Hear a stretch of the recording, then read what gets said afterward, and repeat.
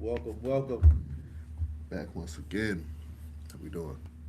All right, we let everybody join in, get the party going. Oops. Oh, we gonna have to. True life. We got the what? And I think we're gonna have to get coach first because he said that I think he wasn't gonna be stationary. Coach? Yeah, hold on. Matter of fact, let me just call Columbus right quick because he. All right. All right, y'all. Yeah, I thought we was gonna ruffle more feathers, man. We didn't ruffle enough feathers. I was glad that we didn't ruffle so many feathers, because I don't want to ruffle Yeah. feathers. But But I did expect more pushback. But I got a buddy and we chat about this type of stuff all the time.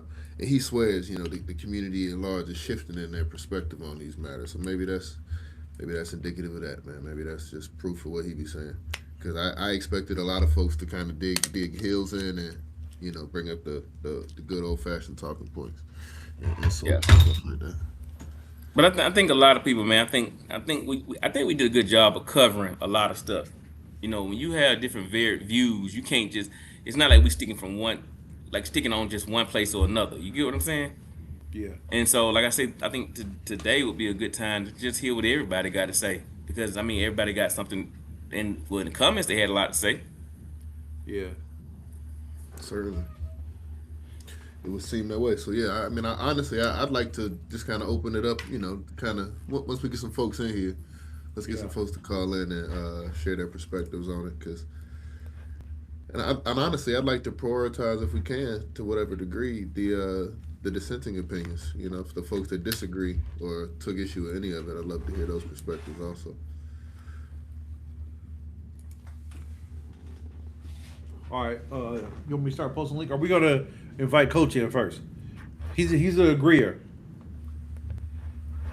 Yeah, let's I start. mean, Let's start with that. I don't think he's like an agreeer like that. I think it's one of those things where he has some, like I said, did we miss anything? Hold on. What up, chat? Yeah, I'm pulling it up now. I'm just now getting to the You last you one. can go ahead and send him the link, Sheldon. All right. You email it to him.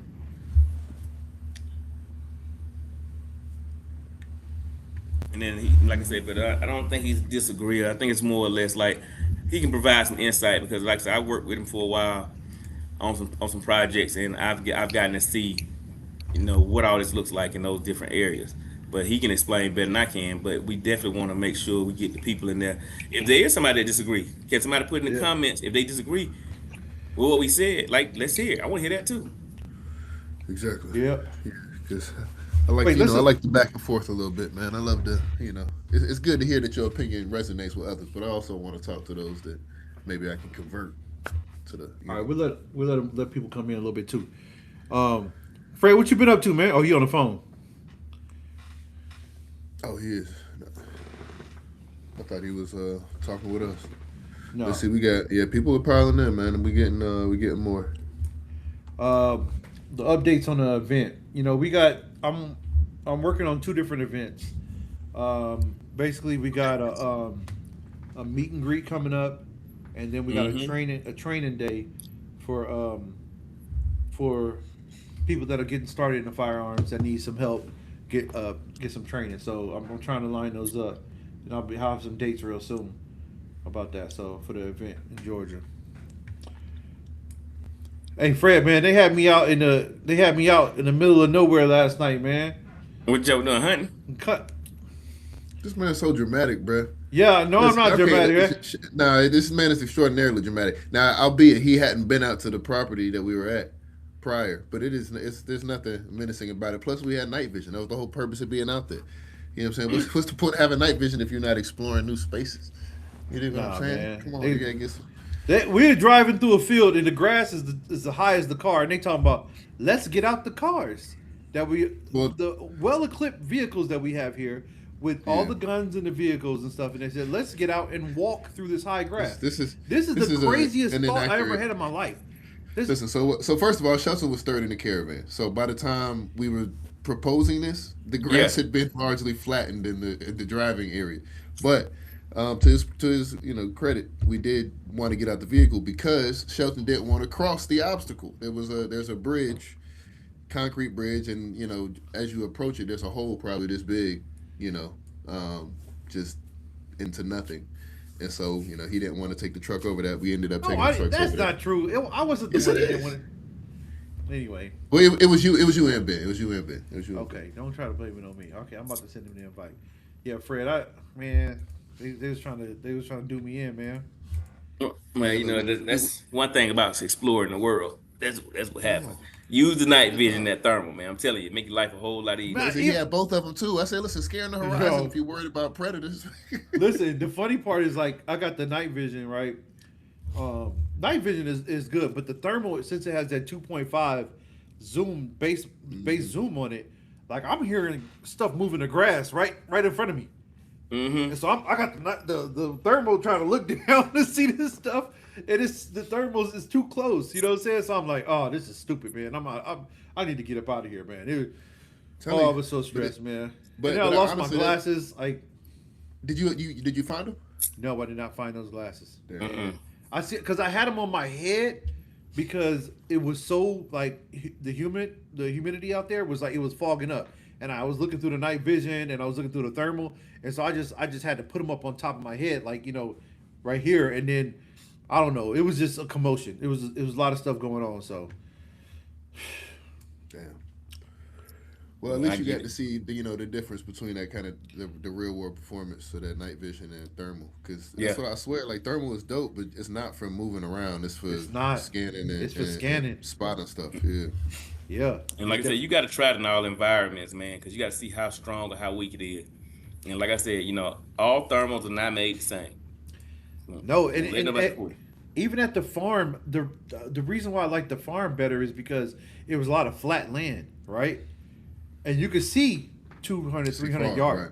far. But Right. where we were at, it's just trees everywhere, and it's like you can't really see that far. Like I'm with the thermal, I'm getting the heat signature from the trees because the sun Mm. just set, right? It was So bacon. Yeah. it was baking the trees. So I'm like, is that an animal? No, that's a tree. You know what I'm saying? So it's just a little bit different. Yeah. I mean, to be fair, that area is relatively. You can't see very far once it's fall season and that grass is nowhere near as tall and stuff. But we'll go back out there again. I'm sure. Yeah. Hey Fred, I sent them. Oh, okay, I got him. I'm got him joining right now. Okay. And Oh, then the what other So one happened? said he'll Fred, join in about 30 Fred, minutes. go ahead, give him a little intro, man. Who we bringing in? Tell the All right, people. guys. If nobody knows, like I said, this is one of my friends. This is Mr. R. Coach McCall. Call him Coach. And not just he does do a lot of firearms training and things like that. We do share a lot of spaces together. But the one thing that's impressive about Coach is that he owns a company called Oppositional Research. And they do security, they do investigations, they do a lot of stuff. But the one thing I've worked with him on a couple of details, and the one thing I do like about the fact that he works with a lot of these groups that we were talking about. He's also been part of the movement, things like that. So I want to bring somebody on here that could elaborate on those areas, some of the things that we talked about. Somebody who actually watched the episode, so that way he can understand where we were coming from, and then he can tell us, what's his take on it, and what did he think about what was going on, or were we on point? But I know he should have some different views because he's done security for a lot of these groups, and I mean not that he was a part of them, but they also have security as well when they're out doing their different activities. So I'll let Coach do the rest of his you know invitation. So you want to tell him who you are, Coach? Um, sure. Uh, Professionally, my name is Rashid McCall. Like Fred said, I've been in the investigative and protective space over the last 30 years. Started off doing indigent death penalty work and wrongful conviction cases, particularly here in the Southeast. All of the major death penalty cases in this region, from the East Point sniper to Brian Nichols to Alameen. I have handled all of the major police shooting cases for the most part in this region from a human rights and civil rights perspective. I've handled number of wrongful conviction cases where people are rotting in jail. We've gotten them out. And I'm currently on at least 3 to 4 national capital murder cases right now, with the latest being the stabbing that happened on Marta. So that's on the investigative end. And then on, the security end, the safety end, we in some cases provide executive protections to social justice executives, their staff, and their assets, to protect them from public embarrassment, great bodily harm, injury, or death. And been doing that over the last 30 plus years. Cut my teeth during the Rodney King Rebellion here in Atlanta, where APD was firing tear gas into the dorms at Morehouse and Spelman. Um, Graduated from Georgia State University. My first semester there, they wrote "niggas enter" on a trash can, and we shut the university down for a number of days until they called the SWAT team in on us. Um, and what's up, Stacy? Stacy Abrams was a part of that crew back during that time. So, I've been coming to Atlanta in the late 70s. I was born in Oakland, California. My parents were uh, part of that generation that helped secure the luxuries that we enjoy today. So it's only natural that, I follow in their footsteps and do what I can on my end to make sure that we carry the baton forward, because, our struggle in this country, our struggle in the communities that we come from, they don't end with the last generation, right? They just continue on. So that's my introduction.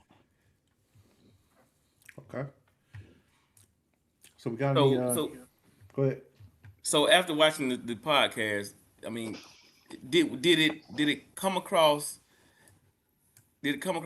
as if we were bashing Black Lives, or were we talking about the movement, or did you get that we were just talking about just the issue when it comes to Black Lives? Well, my thought was there was 3 different perspectives that approached this issue, and they're very unique perspectives. My perspective is going to be different from Shelton's. Shelton's perspective is going to be, different from yours. So I think the unique perspective in the times in which we came up, it's invaluable, to the next generation that's coming up behind us, to our peers, and even to our elders, because the reality is we're up next, right? And we have to help, repair, the damage that has been done to our community. We are negligent collectively if we don't do that, and that's one of the reasons why, this podcast is so important. It doesn't just focus on guns or the gun culture. It focuses on our culture as a whole, looking at, in some instances, the gun as a tool that we have historically used, right, for sustenance, to put food on the table, that we have historically used to create our freedom and maintain that freedom. And in this day and time that we have, that we now use, in a competition sense, in terms of blowing off steam, or, becoming those athletes that we see on the range, because we know every sport that we get involved in, we dominate. So, it's a beautiful thing to be alive in this day and time, and to have the freedoms that we have. And we're only building on top of those freedoms, the freedoms, that our parents and our grandparents and our great grandparents and their parents and grandparents and grandparents laid the foundation for. All we're doing is building on top of that.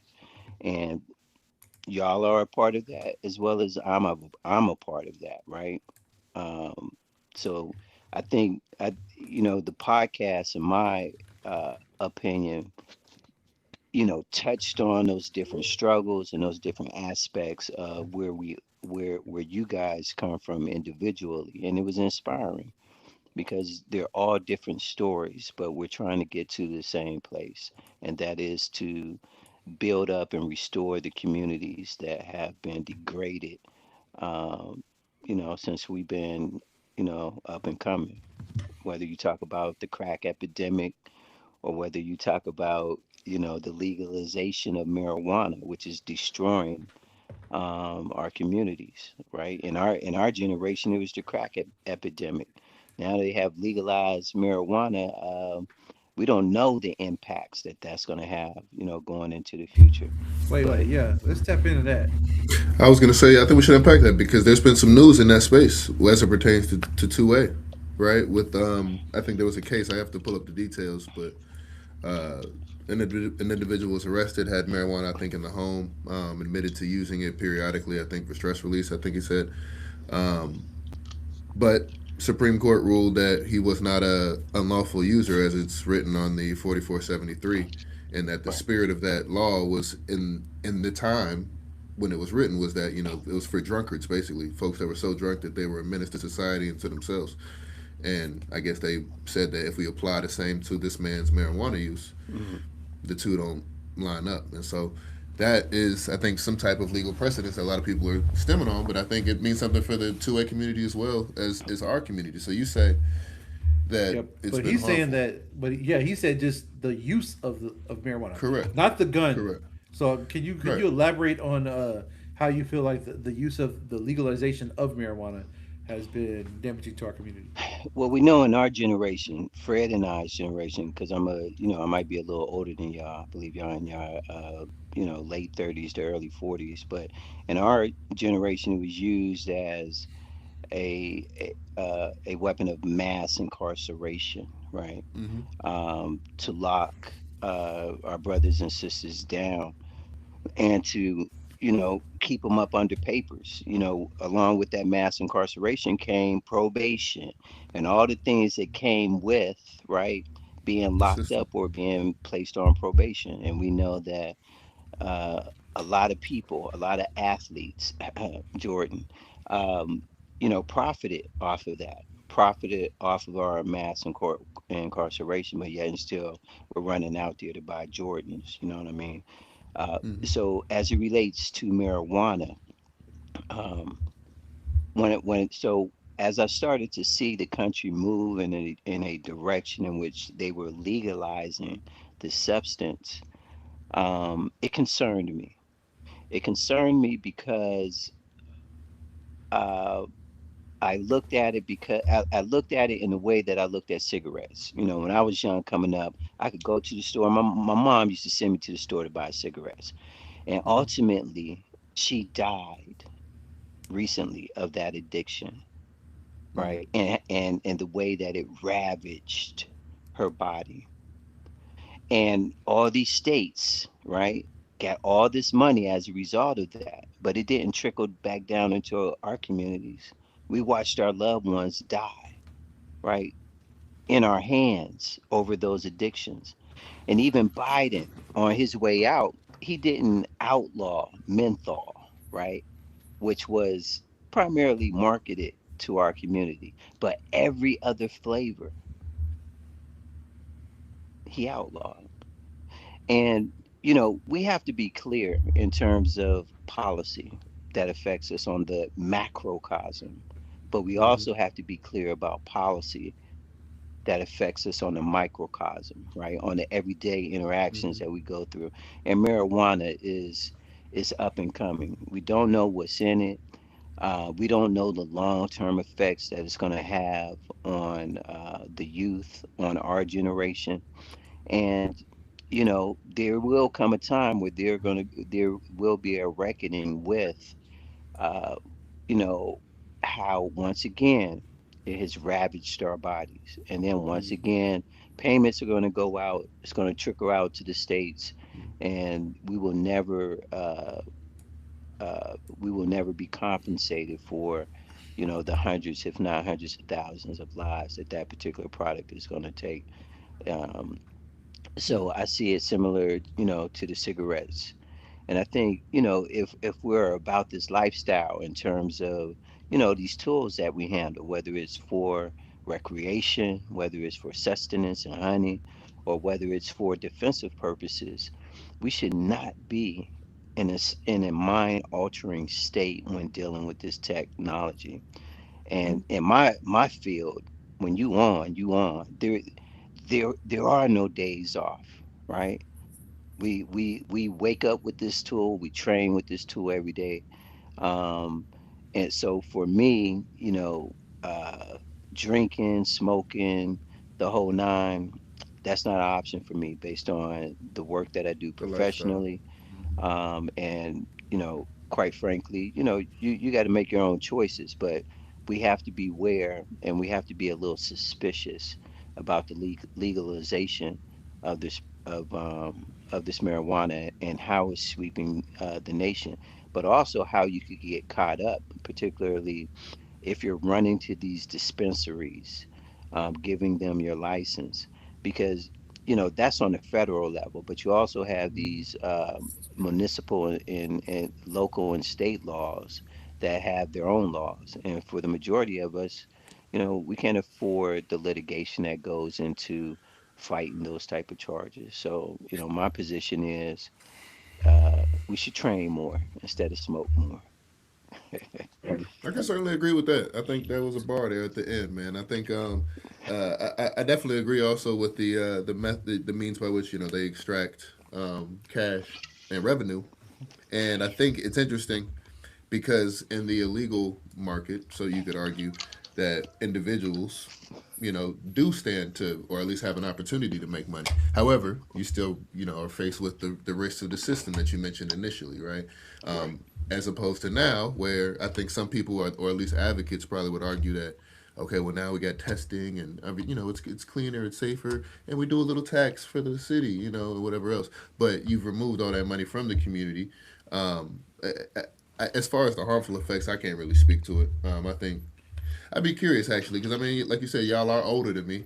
I don't know if y'all You were love around to in say the that, don't seventies. You I love to mean, look, say he it. said it first. He said it first. He said it first. but I know in the '70s, at least that's what we've been told that people used to get down, with the substance, as it were. And so I'm curious. Like I feel like we've got a good bit of history, as far as the health effects. I think it doesn't quite compare to alcohol, and tobacco, which is taking many lives. But I think you're right. The current landscape is it's a little different than what we've seen historically. you? Well, I want to divert for just a second. I want to go back because I don't want to lose some of the good stuff. Because like I know the marijuana, y'all can talk about it. I love it. I ain't gonna lie, but they gonna definitely tax people in the future because the water gonna be an issue. If you don't have water, you can't grow nothing, so it's gonna get really expensive. So we'll talk about that in another episode. But I want to go back to coach because I want you to talk about some of those things that you've done with some of those groups because you've had me involved with a lot of groups doing security with you, and I don't in far as Black Lives Matter, like actually being in that place and understand, like being out there when they were protesting and trying to keep them protected and things like that. Like, there's some people that come there with different agendas. We've seen that. There are different groups that oppose it altogether. Because I think when it comes to when people we talk about Black Lives Matter, when you say that, it's like me asking you, do you think that Black Lives Matter? But really, what we've been talking about was the movement, the organization that was created. Like that is the thing. I think people they were slick the way they put it together because when you say Black Lives Matter, people just think asking them, do you think Black Lives Matter? And people are like, well, all lives matter. Yeah, we know all lives matter, but we're talking about the Black Lives Matter, the movement, the group. That's what we're talking about. Like that, the group. All lives. Yeah. Yeah, so that particular group was decimated by misinformation, uh, by infiltration. If you understand uh, the program called COINTELPRO, the counterintelligence program that was headed by J. Edgar Hoover, that was responsible for the assassination, the disappearances of hundreds, if not thousands, of activists. That particular program was responsible for the assassination of Malcolm X, Martin Luther King, um, the framing of Marcus Garvey, and in our estimation, in part, its resurrect in terms of its resurrection, we surmise that it was responsible for the death of Tupac Shakur and Biggie Smalls through proxies. And I say that with an infinity because, I went into investigations and security because Pac was assassinated. Specifically, uh, we Pac stood up a company here in Georgia called Out of the Gutter Records. Biggie was supposed to be signed to it, and all the homies, Thug Life, the whole nine. And Pac made a decision, what I'm saying, to go to. He wasn't patient. Uh, Interscope came up with $1 million to get him out because he was, serving time in Rikers, but the money got raised, it got leaked. Suge snuck in, Puffy snuck in, and boom, it was a wrap. And that is what, started me in this field in terms of Watani Tahimba, his manager at the time and one of my mentors. But as it relates to, Black Lives Matter, um, there was many organizations that made up that organizations. There was some that was sanctioned by that organization, and then there was other there was other individuals that made up affiliate organizations that had no ties to the organization. And those particular affiliates were going out raising money, running off with the money. There was a brother by the name of Major that came out of Atlanta. He started Black Lives Matter Atlanta, raised a lot of money, ran up to Ohio, and then got, indicted by the feds. So you had that going on all over the country. I know, you know, when I particularly got involved with them, it was on a downturn, and we were just trying to help mitigate all the issues that they were having from a safety and security perspective. Some of them were disappearing, some of them were committing suicide, some of them were being indicted. So, I, y- so yeah, we were just dealing with the aftermath of that. And then out of that movement came other organizations and formations throughout the country to pick up social justice work. And you still have some of those organizations out there, working in the community, for the good of the community. But, that phenomena of Black Lives Matter, I think the true history of it hasn't been written yet, and it requires some study.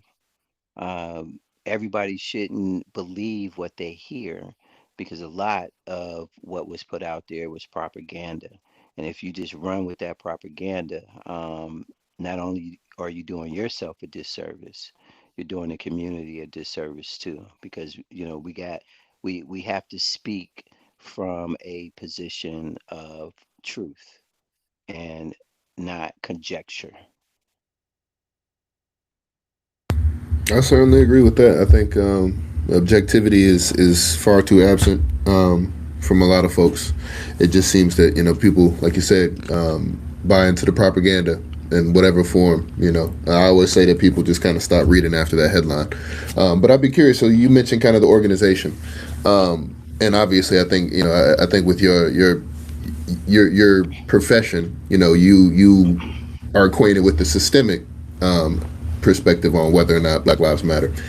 Internally, as a community, as a culture, what's your take on whether if you were to pose that question to the community at large, what would you say as far as the current state of Black America and some of the challenges we face as it pertains to that question?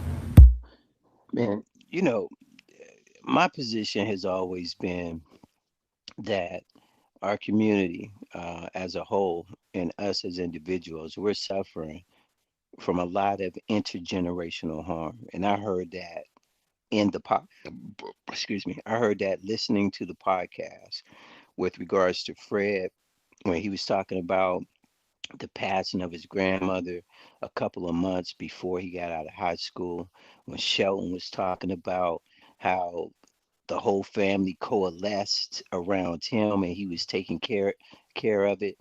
You know, the different calling the different things that you uh, mentioned. I mean, we we are a very resilient people, right? We are a very resilient people to go through the things that we have gone through historically, and to still be here, right? To still be pushing forward, to still be showing up every single day, wanting the best for ourselves, for our family, and our community. And we are out here, right? We are out here trying to make a difference. But, you know, on the other end of that, we can't fault those who are caught up in this matrix, because in part that's what it is. Like, I graduated in the top 5% of my class coming out of high school. But when I got into college, shoot, I was in remedial studies. You know what I mean? My education was different from somebody else's education on the west side or the north side of town. You know, I was being recruited for the Gulf War, as I was coming out of school, and I just so happened to fall up just like Fred. He fell up in school. I fell up in school because I really didn't have, I was on my way to the Air Force, and I decided, not to go, and I ended up down there on Auburn Avenue in some resource office, and they was like, we could waive your application fee, we could waive that, we could get you, in the college. And I was like, yo, run it, because my parents didn't necessarily have a plan for me. And so, I kind of stumbled into college, and then when I got there, man, it was amazing. It was amazing. So, to answer your question, man, we are very uh resilient, and we have a responsibility, right, to educate ourselves, our family, and our community, um, not only to what we've been through historically, but the things that we're going through now in the future that we want to see, and the future that we want to see moving forward.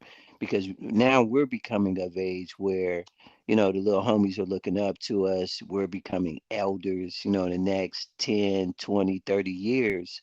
Um, there will be a whole new class of folks coming up behind us, that will be looking to us to inspire them, that will be looking to us to impart to them the stories that we have of this time, of our experiences, which is very unique.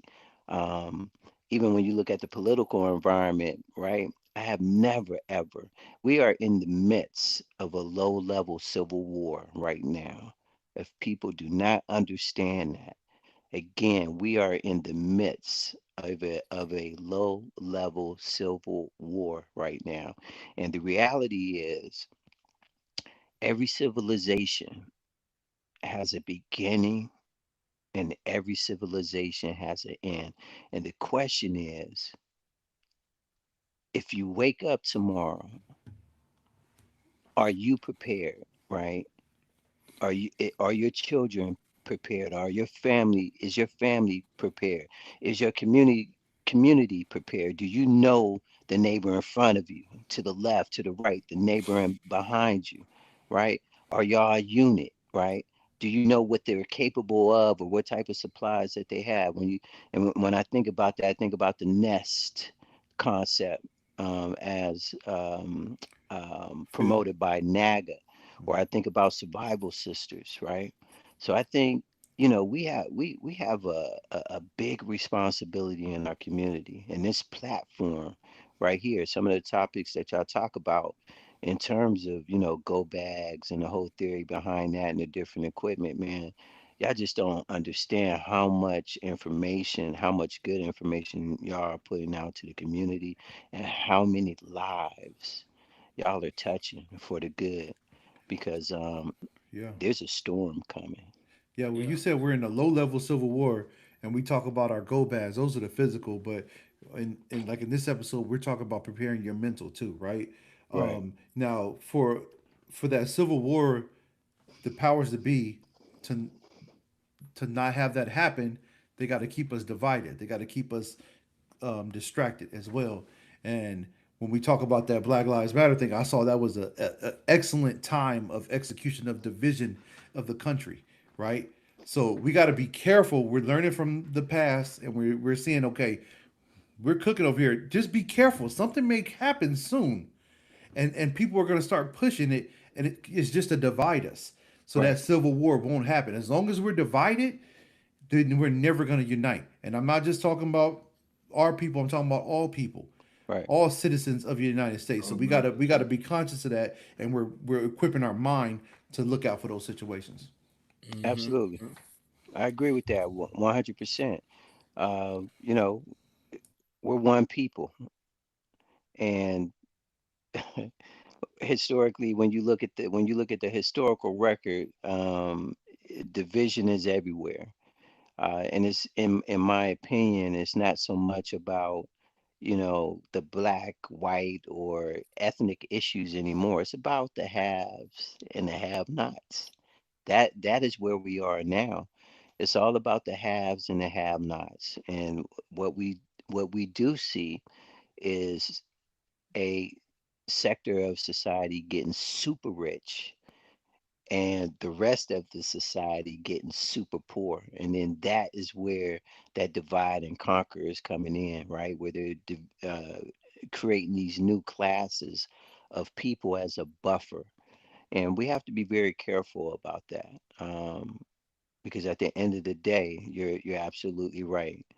Um, one people, one Mm-hmm. aim, one destiny. That's Garvey. All right. All right. Well, like I said, Coach, we appreciate it because we want to bring people on so they could really help us make this thing be seen more because there were a lot of people who had a lot of comments in the chat, and they had their opinions about it. And like I said, but when people hear Black Lives Matter, some people just go crazy because they think they're talking about like as if you're asking them a question, if that makes sense. Like, do Black Lives Matter? You can be talking about the organization because most people they can't make that division of the reference. And that's why you hear people like, well, do all lives matter? We know all lives matter, but like we said in the video that we did, we were letting people know, like, regardless, not we live in a world that it don't reflect us. I don't care how they. Well, why do you need black this or why do you need black that? Okay, I don't subscribe to the word black, so I want to be honest. Let me be honest. I'm just saying because that's what's said. Right. But I do want to go to places where it reflect me because, like I said, I want to be in places that I'm comfortable. And because my thing is you don't go out your way to make you comfortable if I'm coming in your environment. So I want to go to places where guess what I can be comfortable. Now we do have to take responsibility for our behavior because a lot of people who have bought into it, the whole gangster mindset, the whole I'm so hood mindset, they sold you that in the media, Yeah. they sold you that stuff in records, they sold you in every possible way, and they gave you identity. They make it to where the things that are negative to our people, they make you make the most money doing that. And why is that?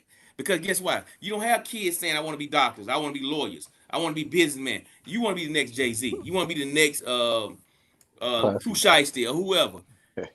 Whatever it is, because they don't put these records out for nothing. They don't put the music out because if black people had to do it themselves without the other people being involved, it wouldn't go nowhere.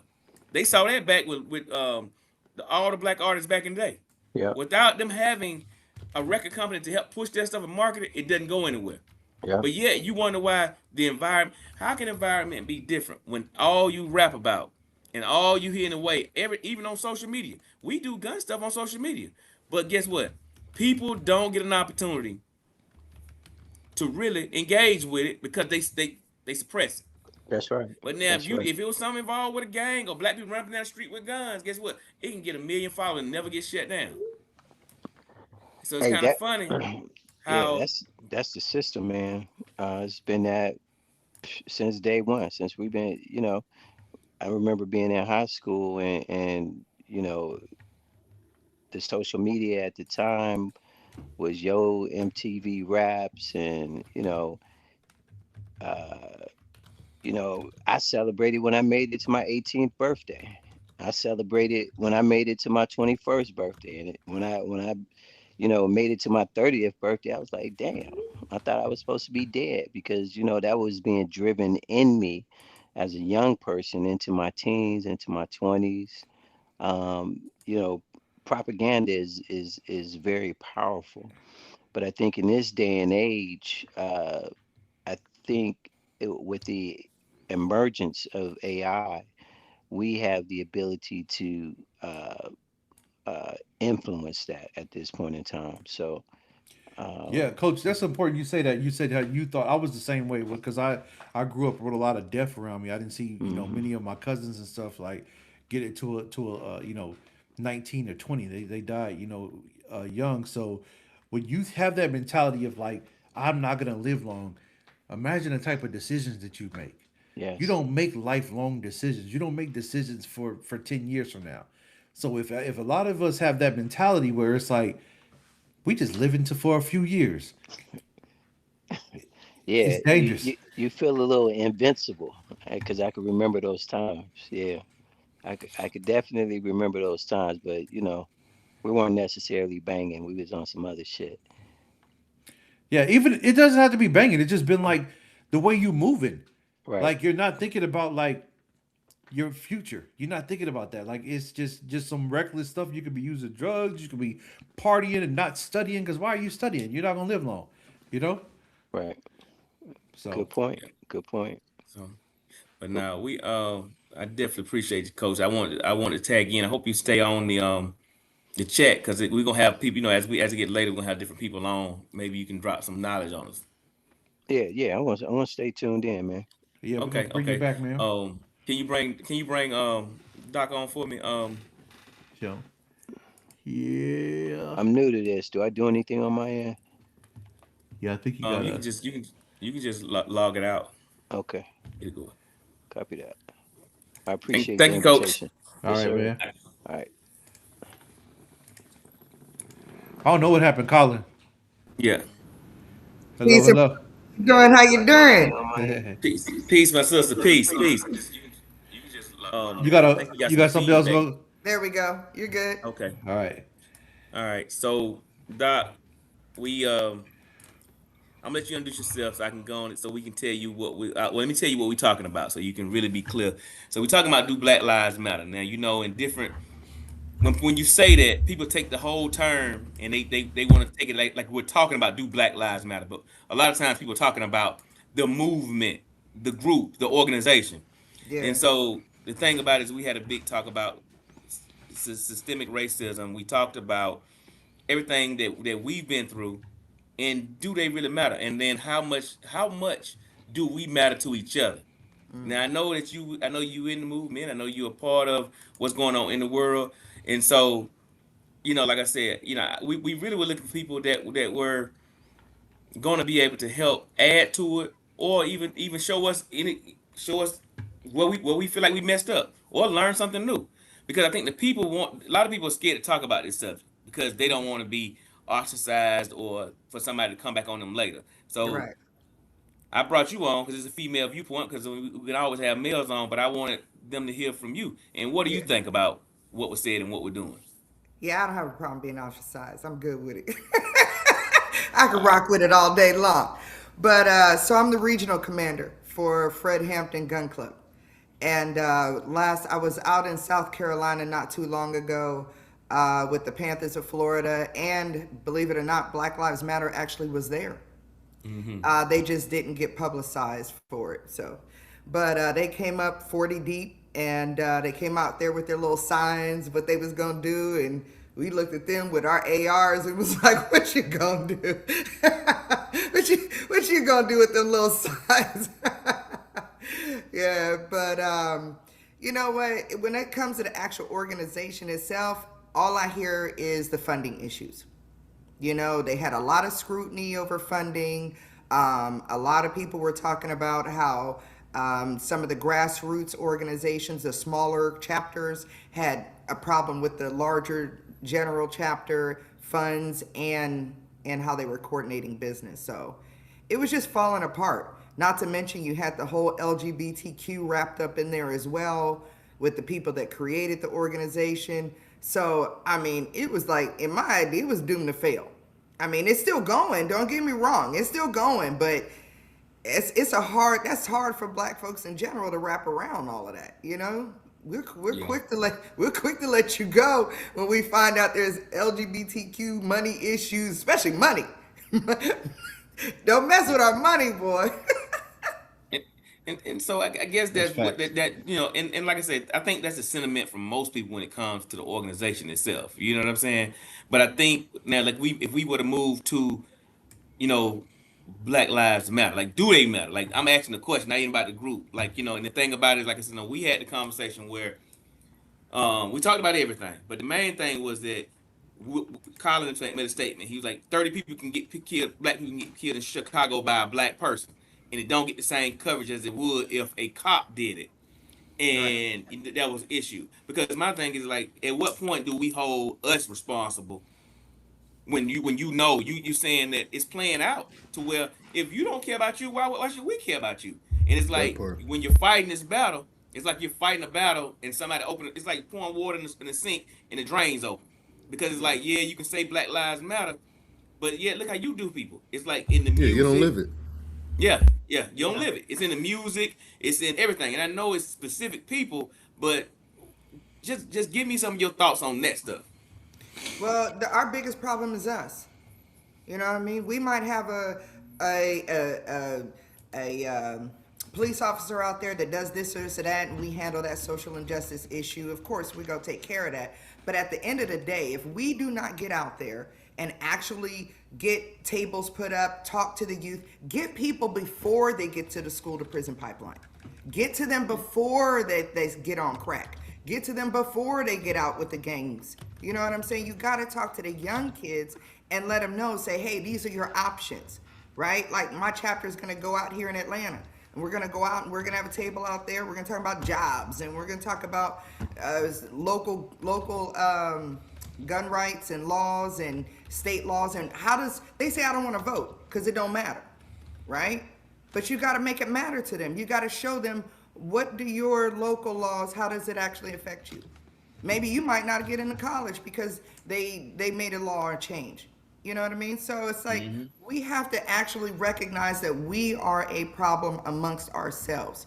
Our lives matter, but they need to matter to us. Yeah. But we don't have enough Yeah. people wanting to get up off the couch to actually make it happen. And that's where my frustration lies. Because we have a lot of people that'll sit on social media and they'll say, you know, hey, you know, these are the problems. But then I'm like, well, where's the boots on the ground? You know what I mean? What are you going to actually do to get out there to make it happen? Then, you know how we are. We got to come up, well, I got to do this. I got to do that. I got to do this. I got to do that. Mm-hmm. So at what point does Black Lives matter to us? You know what I mean? We love each other, but we got to show it. But then they go back to they go back to saying, well, if we were not put in this situation, then we wouldn't be having to act like Right. this. But I mean, I always look at the fact that everything around you reflects that. You know, when it comes to the music. Like, don't get me wrong, I listen to the music, don't get me wrong, but I can Right. comprehend what's going on. But when you got people that's constantly drilled in their head, and Yeah. all you like I hear excuse me though, I hear more bitches and hoes and music right now than I've ever heard in Ever. my life. Yep. You sit back and like I said, the rap culture, I'm gonna be honest with you, just being the nigga culture. Like people Right. cry like when I was growing up, That's you really had what it people is. who Yep. didn't want to look like they were from the projects. They didn't Yep. want to look like they were from projects. Nah. Now you But dying then- to look but- like it. But now you can't. Kids are just nasty and dirty. Like everybody want to look like they from somewhere they've been through the struggle, Man, and they don't it's know what that, struggle is. it's that post-traumatic slave syndrome. I'm telling you, that's what it is. You know, it's like I had that book right around. our Oh, Brainwash. grandparents. You know, our grandparents said it, and then our grandparents, yes sir, yes sir. Yes, Our good book. grandparents said it, and then our parents followed it. They were a little bit worse. Every generation gets a little bit worse. You know, and it's like we're constantly having to fight what our parents were. And now we got grandmas out there twerking it up. I mean, what you gonna do when your grandmother is out there backing it up? How you gonna fight that? You know what I'm Can't fight saying? that.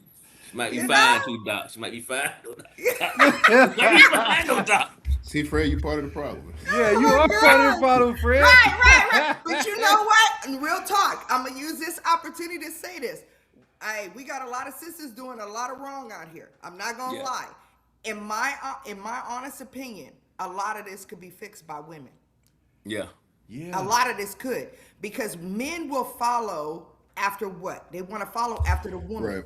So Yeah. if she stops accepting him in them tight pants, if she stops accepting him in them fat gold chains, if she stops accepting him from that street nigga mentality, then that brother has no choice but to up his game to get her.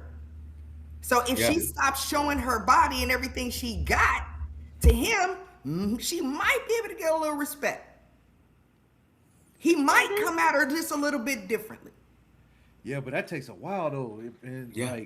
like to change the generation. And then what happens is like women that are like that, they're like, you know what? I'm not gonna mess with no more black men, and then they go find them a white boy. But it go get kick That's rocks. not, that's We not don't happening want you in no large way. numbers, man. We don't Huh? want you no way. That's not. I don't think that's happening in large numbers. And I do agree with you, Doctor. I think women are the progenitors of the culture. They're the first teachers of the children, right? And I think that there's a lot of power that's in that. And Fred, you mentioned the bitches and hoes and other expletives that are included in the music. What's crazy is that nomenclature has been adopted by women themselves. A lot of the Yes. times, right? And sometimes that's some of the most offensive and raunchy music at times. So I think that we have some introspection that's required, and I think that's ultimately that's a big, like you said, Shelton, a big hurdle to climb. And I find that unfortunately for some people, typically the problem sub demographic is that accountability is like kryptonite, and it's hard to get these people to admit and face these issues as what they are, because I think that's the hard. What did they say? The first step is admission or whatever, and coming to a solution. And so we have to look inward at ourselves and as the community as a whole, figure out what we can do for ourselves, and like you said, actually get off your ass and go out there and do something actionable. Let me Yeah, tell so you, I my- had a page with 5,000 women on it, right? And it was on a Facebook page. And I used to make all kind of topics about what, black women, let's be more natural, let's be better, let's do better, all these things. And I had so many women fighting against me. Yeah. They fought against me and said, well, I'm going to do what I'm going to do. You can't tell me what to do, how to do, and all these things. And all I'm trying to do is say, be your natural self and be a better woman, make better decisions, don't dog men out, just positive stuff. No accountability. Nope. Yeah. Not going to happen. Not gonna happen. So somebody said in the chat that you lost them when you said that men follow women. It's not that we follow women, but first of all, as a man, if you're heterosexual and you like women, you should be looking at what women want, right? Right. Just a big motivator is getting women. They are the motivator. right? Like if you wake up in the That's a morning, better way to say it. if you wake up in the morning and you're not getting dressed and you single, you're not getting dressed for a woman to impress a woman. You buy a car to impress a woman. You get a job to impress a woman. That's- the way you talk, the way you dress, everything is for a woman. So if that woman changes her standards of what she accepts as a man, then all the men have to level up. So that's what it. she's saying. That's so all if you're I'm not saying. chasing, that's all she's saying. So Yeah. Yeah. Yeah. And that's the thing about it is that we gotta stop, even as a people, y'all, we gotta stop being offended when people say stuff. Like, don't be tender dick. You know what I'm saying? Don't do that. Like, if somebody says something that it don't resonate with you, it's like, that's it. Cause I'm sorry. If it's 1,200 men over there and it's 200 women over there, guess what gonna be it? Right. Oh, it was the women. I don't care what y'all doing over here. I swear I don't. I don't care. They can drop the bomb right over there. I wouldn't care, because guess what gonna be it? And I'm gonna protect me 3 or 4 of them. I ain't gonna lie to you, because if I gotta have a conversation late at night or early in the morning, I want to be with a woman. Okay, so I don't want. No, we're not gonna do that. But you right. We have to get to the point, like people we used to have. That's one thing that you can. I ain't gonna say idolize, but I'm gonna say that's one of those things that you can look up to. Like you want that. And I'm not saying this is it, because I know people gonna misread what I'm saying. These are the women are the ones that got the children. Regardless or not, they got the children. Now let me just say that, because I think that'll be easy for people to digest. The women have the children. Now, Quantavious and Runtavious and all of y'all mama did not do what they need to do to make sure that you wasn't the one that was wreaking havoc on this world. Because everything that you hear, they make sure, even like I said, you go to school, they dumb it down just so you can look, just so they can keep the minimum standards. Right. They keep them real low. People read, you graduate reading on a third grade level. Come on, man. We talking about mama being able to try to get you into school. Mama trying to find out what resources she can. But then there's no. I don't hear women talk about going back to school no more or doing this. Everybody want an OnlyFans page now. Everybody, and I'm not saying that because, like I said, the economy is getting worse.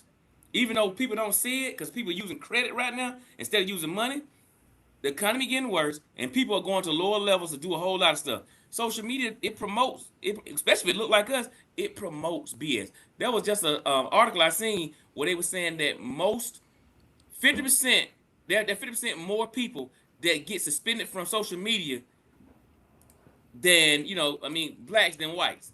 Now, of course, people are like, well, they got the highest rating in jail. You can say what you want to say. But my thing is there are things that I can do on my platform that I won't get away with. But there are some people that do the same thing that don't look like me on their platform. And guess what? It runs. Yeah. They idle us down. And I'm not saying, I'm not complaining. I'm not making excuses because I'm gonna figure out a way. I've never been that kind of person. I've said, Doc, that we need all kind. All kind. So if y'all, like I told you, even what you think, I say, hey, it ain't my thing, but I support it. Just like with Niagara, whoever, I support. Because we need all kind. I'm not saying my mine is right. You've been out with us. You see me. Hey, look. I'm in my own little world doing my thing. Yeah. But my thing is, are we ready? Yeah, we ready for whatever life gives. And that's not just with guns or whatever. Okay, we got to figure it out, even if it's paperwork, if it's whatever, because the system is gonna be in place even when you gone. The system gonna be in place because your kids gonna have to engage the system. So you gotta figure it out. But one thing about it, the biggest distraction is the music. And I'm not just you went all like around. I listen to it, and I ain't gonna lie. Yeah. But at the same time, I can tell the difference because I do get my kids out in the world and do other stuff besides that. But everybody wants to either be a rapper, content creator, or an OnlyFans superstar. Yeah, you know what social media did? It created it put a battery pack on hustlers. That's what it did. It told black people you don't have to work hard, just hustle. You hustle on and put your job or put your business online and just hustle, and you don't have to go to school. And that's all I hear nowadays. I mean, I went to school for 12 years. It does work. I'm just saying, it works. You know what I'm saying? But it's not for everybody. Some people need trade schools. Some people need to have their own business. But right now, we got too many people trying to start a business. How many of these darn shea cream butter businesses do we need to have? You know what I'm saying? How many businesses of these darn jewelry and crap do we actually need? We don't need all that. No, You know we what need I'm saying? manufacturers. We need other types of businesses. Like you can't just go into you're gonna start a clothing line. Right. Like that's how it was back in the days. But we gotta shift it, and you need people to work, and maybe that's not how you're built. You know what I'm saying? If you're not built like that, then don't try to be like that because you're just going against the grain. Me, I'm built like that. I'm made to be a hustler. Some other people they not made for it. But like I tell other people, go get a trade. This is you can make a lot of money from a trade. So yeah, we need different type of people, and that's the reason too why we have this platform to like showcase men that are just not rappers or this is that, but also live a good life and that are taking care of their family and that are able to talk and disagree and to build. So we just got to put different role models in place for these youngsters to see. Yeah. I guess for me, I get disappointed. I'm not gonna lie. I get disappointed because I want women to be better, and that's really my platform. I want sisters to be better. I want them to stop. They don't have to look like me. I'm not saying they got to go like look like me, but all I am saying is you ain't got to be all, butt out and sundressed and short stuff. I seen a girl yesterday.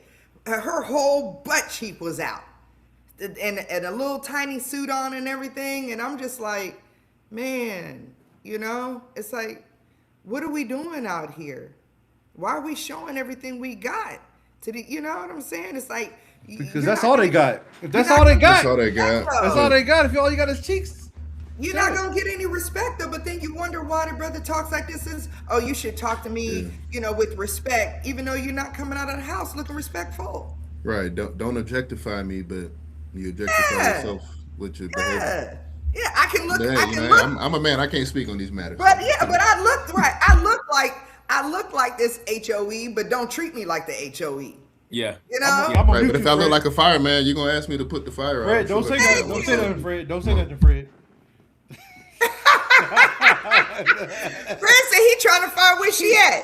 I already know Hey. Fred. He trying to find where she at, where her mama stay. Well, mama, might be able to help my stepchild. Oh my God. But the thing about it, like I said, that's one thing I like about Doc, y'all. Like, at the end of the day, like when you come out there, like people be like, well, oh man, you be talking about the women. Listen, when I go out there with my survivor sisters, them women don't. Hey, let me tell you something. You can't do nothing but get up. They will drop you on your head. Do not believe that that's not it. And like you said, the presentation is everything. You know who to do that to and who not to do it to. That's right. But if everybody look like, if you got this woman, if you 50 years old and you don't waited that long to get your butt done, you waited that long. You got the butt done so somebody can look at it. Because you waited 50 years. You waited 50 years. You got a whole car on your back end. And that's cool. And then, I can't even tell you if you really like it or not. It's just amazing to be like, damn, you walking around with all that? Like, you doing that? But think about it, y'all. We are the trendsetters for a lot of stuff. But sometimes people they influence our trends. I believe with them skinny jeans that you're talking about, I think they had an overrun of them, right? And some company be like, man, we can't get rid of all these jeans, man. We don't make all these jeans, man. We can't get rid of them. What we need to do is, Give man, them we're the gonna lose black a couple folk. $1 million if we get rid of jeans. But I tell you what, we can give Lil Wayne $500,000, and then he can help us sell the jeans. When they start wearing them little bit of jeans, man, to my cutting circle, you knew you were gonna get caught by the police. You knew that. If they want to make money, they'll put it on rappers, and they'll put it on all these hoochie mama rappers as well. You know what I'm saying? That's how they make them money. All you got to do is just give it to them for free and pay them money to wear it, and then everybody else is gonna rock it behind them, and that's how they make money. I mean, and why haven't we awakened enough to recognize that we're being used? I mean, I told my son this when he was 5 years old and he wanted some railroad set on TV. I was like, kid, it's not going to do what you see on TV. I was like, they're lying to you. And I was like, so I said, it's just going to shoot right off and it's not going to move on its own. You have to move your little hand to move the little car around. It's not going to do it. And he was like, oh man. But that's 5 years old, he figured it out. But we still can't figure it out. We darn near 40 and 50 years old. That's a darn shame. Again, it's the women. Because a lot of these men, they be doing, the women like the rappers, and so the men dress like the rappers. Right, and that's fine. But the problem is you're just hurting the community. You're hurting the black community as a whole, And again, if I put the ownership on women only because of the fact that men will attempt to please women. That's the bottom line. Men will attempt to please women. And in pleasing a woman, he's going to then look for what she's got and look for this, so I don't know. Yeah, that's a lot of power though for the modern women. I think that could be easily manipulated. Yeah. If they know they hold those cars, like it's a different class of woman out here nowadays, which is It is, but I just don't like that whole masculine mentality. You know what I mean? It's like you don't have to match men. You can own that femininity and let that be your power, but you choose to try to match him so that you can be equal, or you can show that, he can't put nothing over on you or these things. And as soon as your whole vernacular changes, he turned you off. He shut down. Mm-hmm. He completely shut down because you went into, you not about to tell me what's up. I know what I've been doing. What you talking about? What you talking about? That's when you get that. That was a good emulation there. That was It's solid. over with. I got it in me. I can pull it out. I can pull it out. Yeah, Hey, man. but can we do this, Doc? Can we answer some questions for these people? Go for it. Go for it, sir. We have some questions. Yeah, check out the chat. Let me go and check. Y'all got some questions? Okay. I don't see any shit. I say we bring a caller in. And bring in another caller as well, man. Let's Yeah, See we what got we we got can you send Kalonji that Yeah, I send them. So we send can, to it? Okay. Yeah, we can. Yeah, let's keep mix Doc it on up. as Let's bring well. some more people We in. can, we can I don't see it. Maybe it needs to Y'all be. just check. Oh, here it is. Colin, you What see is what it's saying? I guess they should Oh. be good again. I'm seeing a lot of agreement. It seems. I'm not seeing any question marks. But Everybody can't be agreeing on it because I know. Okay, so I'm gonna address one issue real quick since he wanted to holler at me. Talk about how you gonna be dressed like an Arab and be black and proud. At the end of the day, I'm black all the way through, bruh. All the way through. So don't even come at me about that. Because this is what I tell black people. Okay? I don't care whether you Muslim, Christian, Hindu, whatever you want to follow. At the end of the day, when that police officer pulls you over, he don't ask you what religion you are. He sees that we're black. At the end of the day, we are all black. That's all I gotta say about that. The only thing I'm saying is that would you say the same thing she had that bonnet on? Because I see a lot of them with their bonnets on. Y'all don't see none of them about that. Oh no. yeah, the bonnet. Oh, no. I can't stand the How bonnet, about- man. Ask her how she can be black and proud with that weave on her head. How about you ask that? That's another Ask that discussion one. that they don't want to At have. least I got natural up under this right here. Oh, Yeah. That's another discussion, man. All of these, the weave, the body augmentation. Yeah. Nobody's asking for that. That's no, we're respectfully, I not. think We're that- saying we don't like it. Actually, That's what I'm saying. Respectfully, I think that comes from a female echo chamber, right? And Yes. it What it becomes is like when you don't really you don't really love yourself. I don't care what no Yeah. female says. You don't folks really close love up. yourself. Because think it if you starts did, there. you would be comfortable with the hair that grew out of your head. That's point blank, period. Yeah. And that's just how I see it. That's it. But it's Everybody kinda like has what a you said different earlier. opinion. I'm cool with that. when you were saying that men kind of acquiesce to women and vice versa. Like women seek that attention naturally, right? Women want to be selected, and I think that when you look at some examples of high profile, like who is Lil Wayne with, right? Does she have the BBL? But the chat, I think what it is like people mix up affection and attraction. That might be attractive for a short period, right? But that's not what I'm looking to bring home to mom. You feel what I'm saying? And I think you have to ask yourself. I have to imagine as a woman, what is the goal that you're hoping to seek from this? Do you just want to date and a trip to Dubai, or are you trying to do the family and the problem Disney is, World thing? Majority of the women want the attention. They want the attention that you give that BBL chick with the long weave and the hair and all of that. But like you said, they're misunderstanding that attention is more of a guttural feeling of lust. It has nothing to do with the fact that, man, this is a solid woman. You're not saying it's a solid woman. You're saying that's some solid ass. Come on, now, Fred, chime in, brother. I'm gonna tap in. Go quiet. ahead. That's some Fred, solid keep quiet. Fred, Listen. why you so quiet? No, I'm not, cause I'm trying to be respectful. Look here. If you ain't never been slapped in the face with one of them put on breath, or had somebody bag it up on you with one of them BBL, Oh, it don't my God. feel the same. Oh, It don't feel the same. Now I'm Yeah, gonna tell you, it definitely don't feel the It same. don't feel the It don't look same. It's It'd be not. It different don't if have. it was. It may look and the thing about it, at one point it looked good, but then y'all got to the point where it was outrageous. Yeah. Now I like the whole leg to be proportionate, right? You know what I'm saying? Because I like for them to be by like they big. You know what I'm saying? That way I can understand.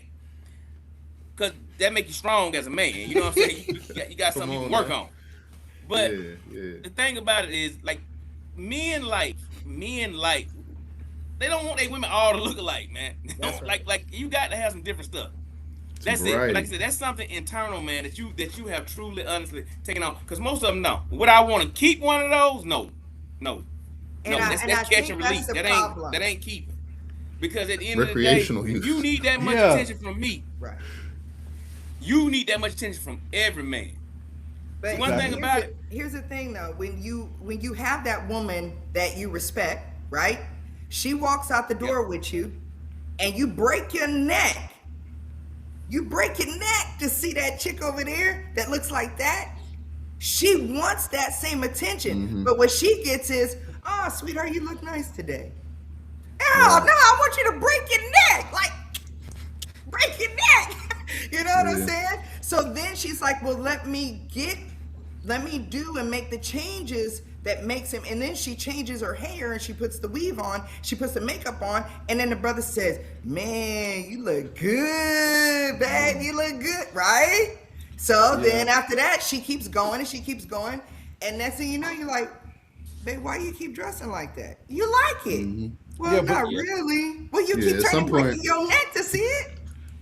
Yeah, and then they But like they you said, go- it's a you go to guttural. the doctor. You go to the doctor to get your butt done, but you won't go to the doctor to get some therapy to fix your mental state, right? Because that's what's going to keep me married to you for 20, 30, 40 years, right? Because your looks may change, but if you a good person, a woman, a supporter of your man, that's the marriages that last 30, 40 years. And you be like, why she keep that man for 30, 40 years and she ain't got no booty Right. or nothing like that. Right, You know right, why? Because right. it's about what's in our brain and what come out our mouth and how she Yeah. support him and how she make him feel. How she Right. cook his meal, how she do whatever he like. how Whatever the it things is, he- yeah. And that's what's gonna keep a man, not that booty. Yeah. and then to be understand, men when they get to a certain age, when they really mature, look, they want women that are interesting. Right. Because one thing about you got to entertain me. It's some I got. Why y'all think I talk so much to these women? Because you got to get me where you want me to go. I need you to get inside my head. I don't need you. I like looking good. If you once you catch one of them catch and release tigers, you gonna understand they don't feel nothing anyway. They don't feel nothing. They don't feel nothing. You really honestly can do whatever. It's nothing there. Like it's the soul is gone. But Soul is We got gone. more comments, more got questions. some. He got one We right got a now. lot of questions in the. He said, "So how do you Somebody feel asked about you the directly to racial Doc. tensions in America?" Yeah. Okay. And the temperature we are feeling, it's like we are on go for something that hasn't happened yet. Well, yeah, we have so many killings going on. We have so many black children being lost. We have so many issues. We can't over here at Fred Hampton Gun Club, we can't even keep up with so many things. People contact me and contact all of us all the time. And they're like, "This is going on, that's going on, this going on." It's hard to keep up with everything. We have so much, we have hangings that are happening all the time. So, yeah, I mean, bringing it back to Black Lives Matter, yeah, we matter, but we can't even keep up with it. We can't keep up with all the problems. So it's like it's setting up this bubble of anger. And I feel like that's what everybody's doing, is setting up this bubble of anger. And it's gonna pop. I mean, it's just gonna pop. Yeah, to kind of unpack what you said about kind of that underlying that feeling, like that angst that people have. I think that piece. I think I want to bring it back to something Shelton said earlier. Maybe it was Fred, but I think there's a level of social engineering involved with this, and it's no coincidence that we have the internet, and it's more powerful than ever, right? But for some reason, like we talked about with the algorithms, you can't get the right message to the right person. You continue to get the messages that reinforce your predispositions or your anxiety. That angst just keeps getting fed, and then the other side, the other people who may have otherwise been neutral are getting the opposite message, and it just continues. That the divide is like it's being driven. I don't know what the reason is, but it does seem like there's an element of intentionality as well. Yeah, I'm just surprised at this chat, man. This one dude, here going in. Did you do something to this man or something, Doc? See, damn, he is What'd he this say? dude is- what hadn't he said? I can't even read all this guy. I'm gonna give you my glass over there, I don't even know how to go down to the bottom. Maybe it's at the bottom. man. Like people be focused on the wrong thing, but Yeah. we ain't on here talking about religion, man. Oh, I know, right? Got going on. You know what I'm saying? Look, Yeah, people. Look at- It No, it always we're- happens we're- to me. No matter where I go, people are always question it. Like, how you gonna be pro-black and be Muslim? Don't you worry about it. Just be happy I'm here for you. Just be happy I wake up every day and pull my AR out and I'm out there on them streets, boots on the ground for you. How about that? Just be happy. I'm Yeah, out. don't focus on the people trying to tear stuff apart. So Yeah, Oh, you no, I know. ain't talking about we them. glossing over the people that are nitpicking and stuff like that. That want to do that. We over that. We did have Yeah. another question though. Somebody Okay. asked what your thoughts are, Doctor, on Hot Girl Summer. Nobody gets how some women in It is relationships hot and they outside, still go dog. to the club, like to They be out here outside though. and all that. Scratch it. Just scratch it. It's a hot mess. First of all, if you out there as a single woman and you going to hot girl summer, you gonna get hot, nasty stuff with it. Okay? Oh yeah. How about you just go on a nice little trip with your man and enjoy the summer with him? Hot Girl Summer is just respectfully is just whole phase rebranded. That's all it is. That's Oh my effectively god. all That's all it is, bro. is. It's a You know what I'm nasty saying? girls trip. That's all it is. It's a nasty girls trip. And all that's gonna be out there is nastiness. And ain't gonna be nothing out there for you. So you may as well just keep your little hot tail at home and quit playing. I can just see Fred. Come on, Fred. Fred Look at that, we working Fred against like, his but I interests. just He want to don't know want Hot Girl Summer. he's Team. like, where's the route? I just want to turn left to wherever the hot girl summer at. Yeah. Going, hey man, hey but like I said, people got to understand. Like there is, it's not like it has stopped or it's changed. I mean, we've always done that. I gotta tell people that you gonna always have that, but like a lot of times it went on public display so much. Like you might have done it, but you made it a lifestyle. Like we might have had Freaknik, and it was Freaknik, but these people having Freaknik 365 days a year. Right. 365 days a year, man. Please, it's a All right. lot. All right. So we got another person joining too. Fred. Can you bring Kalunja Right. on for me? Yeah, because Yeah. I know you got it. Kalunja, what's going on, brother? Yep. Can you hear me? I'm in the building. We got All right. audio. What's going on, brother? How you doing? Peace and power. Peace, how y'all feeling? I don't know if we can hear you. Can we hear you, Kalunja? 1 2 1 2. We can hear you. I can hear you. I don't think it's coming through that mic though. It sounds like it's picking up from your laptop or someplace else. There should be a setting for the mic, and you can change the input. My apologies. Peace. Check this out real. Yeah, we're going to get that fixed. And you got a delay. Yeah. Yeah. It's that mic. 1 2 1 2. How about now? All Yeah, right. we got now. you now. You got it? All right. I wanted to bring you on first because I wanted you to tell me about myself. You know what I'm saying? Because I know this is Kalunja, y'all. He's an old friend of mine. I've been hearing about him since I got to Atlanta. He is a part of the movement here. He's been a part of the movement. So we've been in these comments, man. They going in.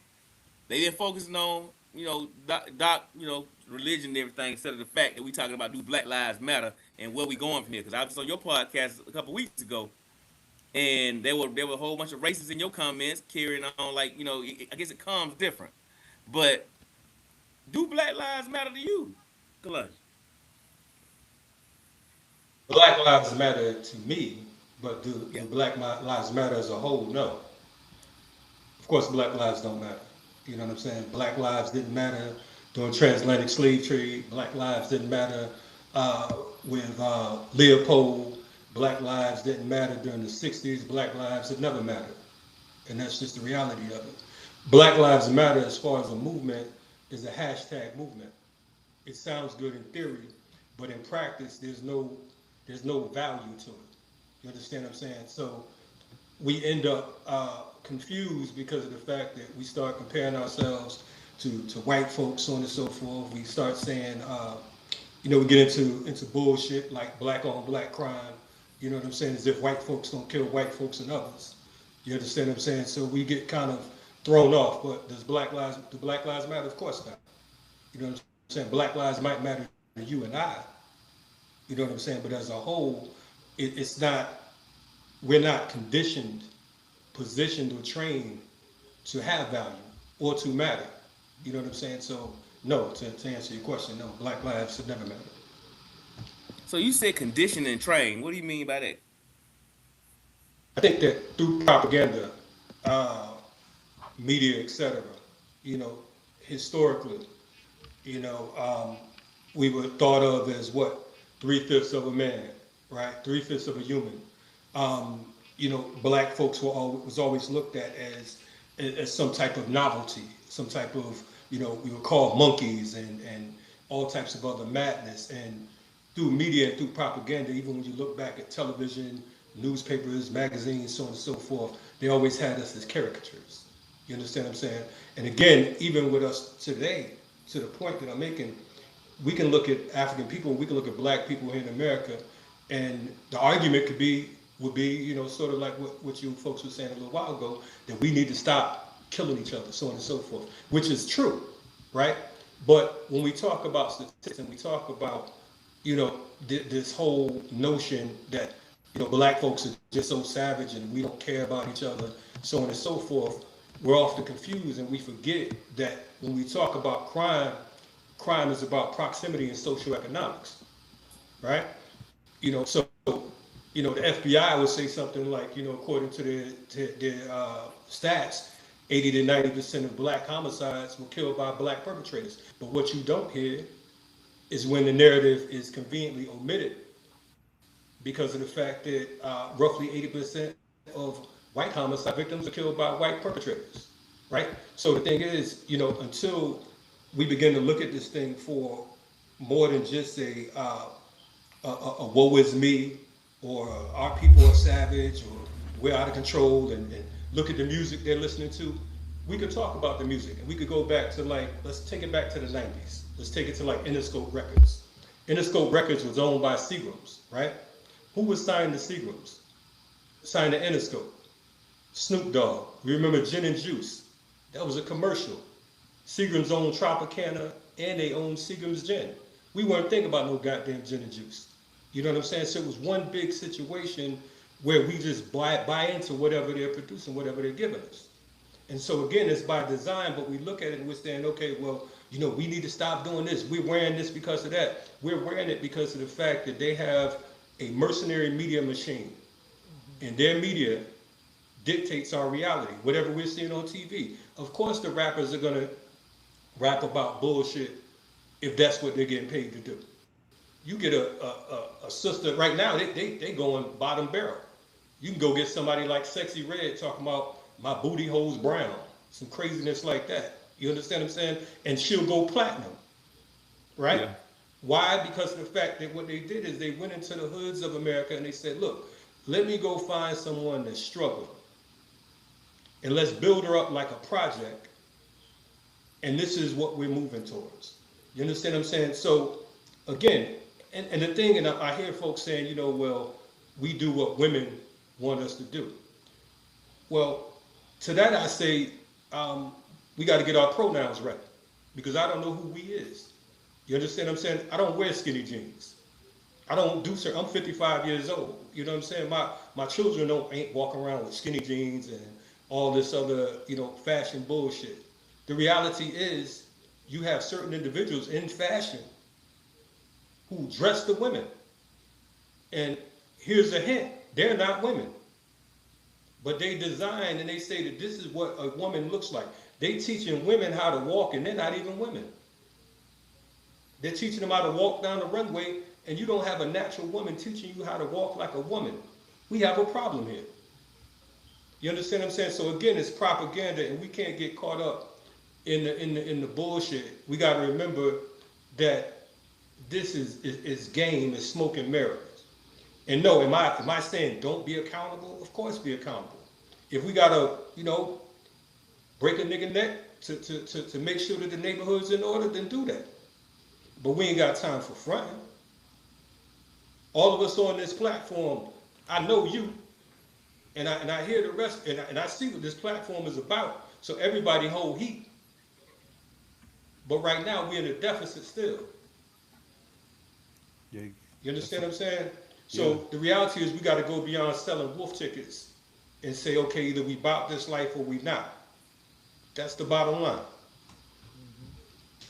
Yeah, I mean, you said a lot there, man. And I think, you know, the question that I kind of zoom out on is how do we fix this, right? You mentioned the programming, the Sexy Red, and the music, the media machine. I think we all acknowledge these things as kind of being entrenched in what black culture, well, I wouldn't even say what black culture is, what black culture has become over the past 50, 60 years.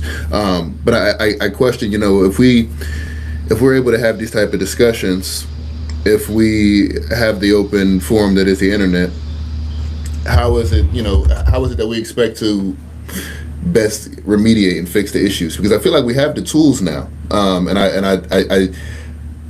wonder why the progress, despite the fact that we've got more access, we've got more education, we've got higher incomes. I think over 50% of black folks now are in the middle class, and so, you talked about the crime and the proximity and how we label these things in the nomenclature, right? They say black on black crime, but omitting the fact that white on white crime is also just as ubiquitous, I would say.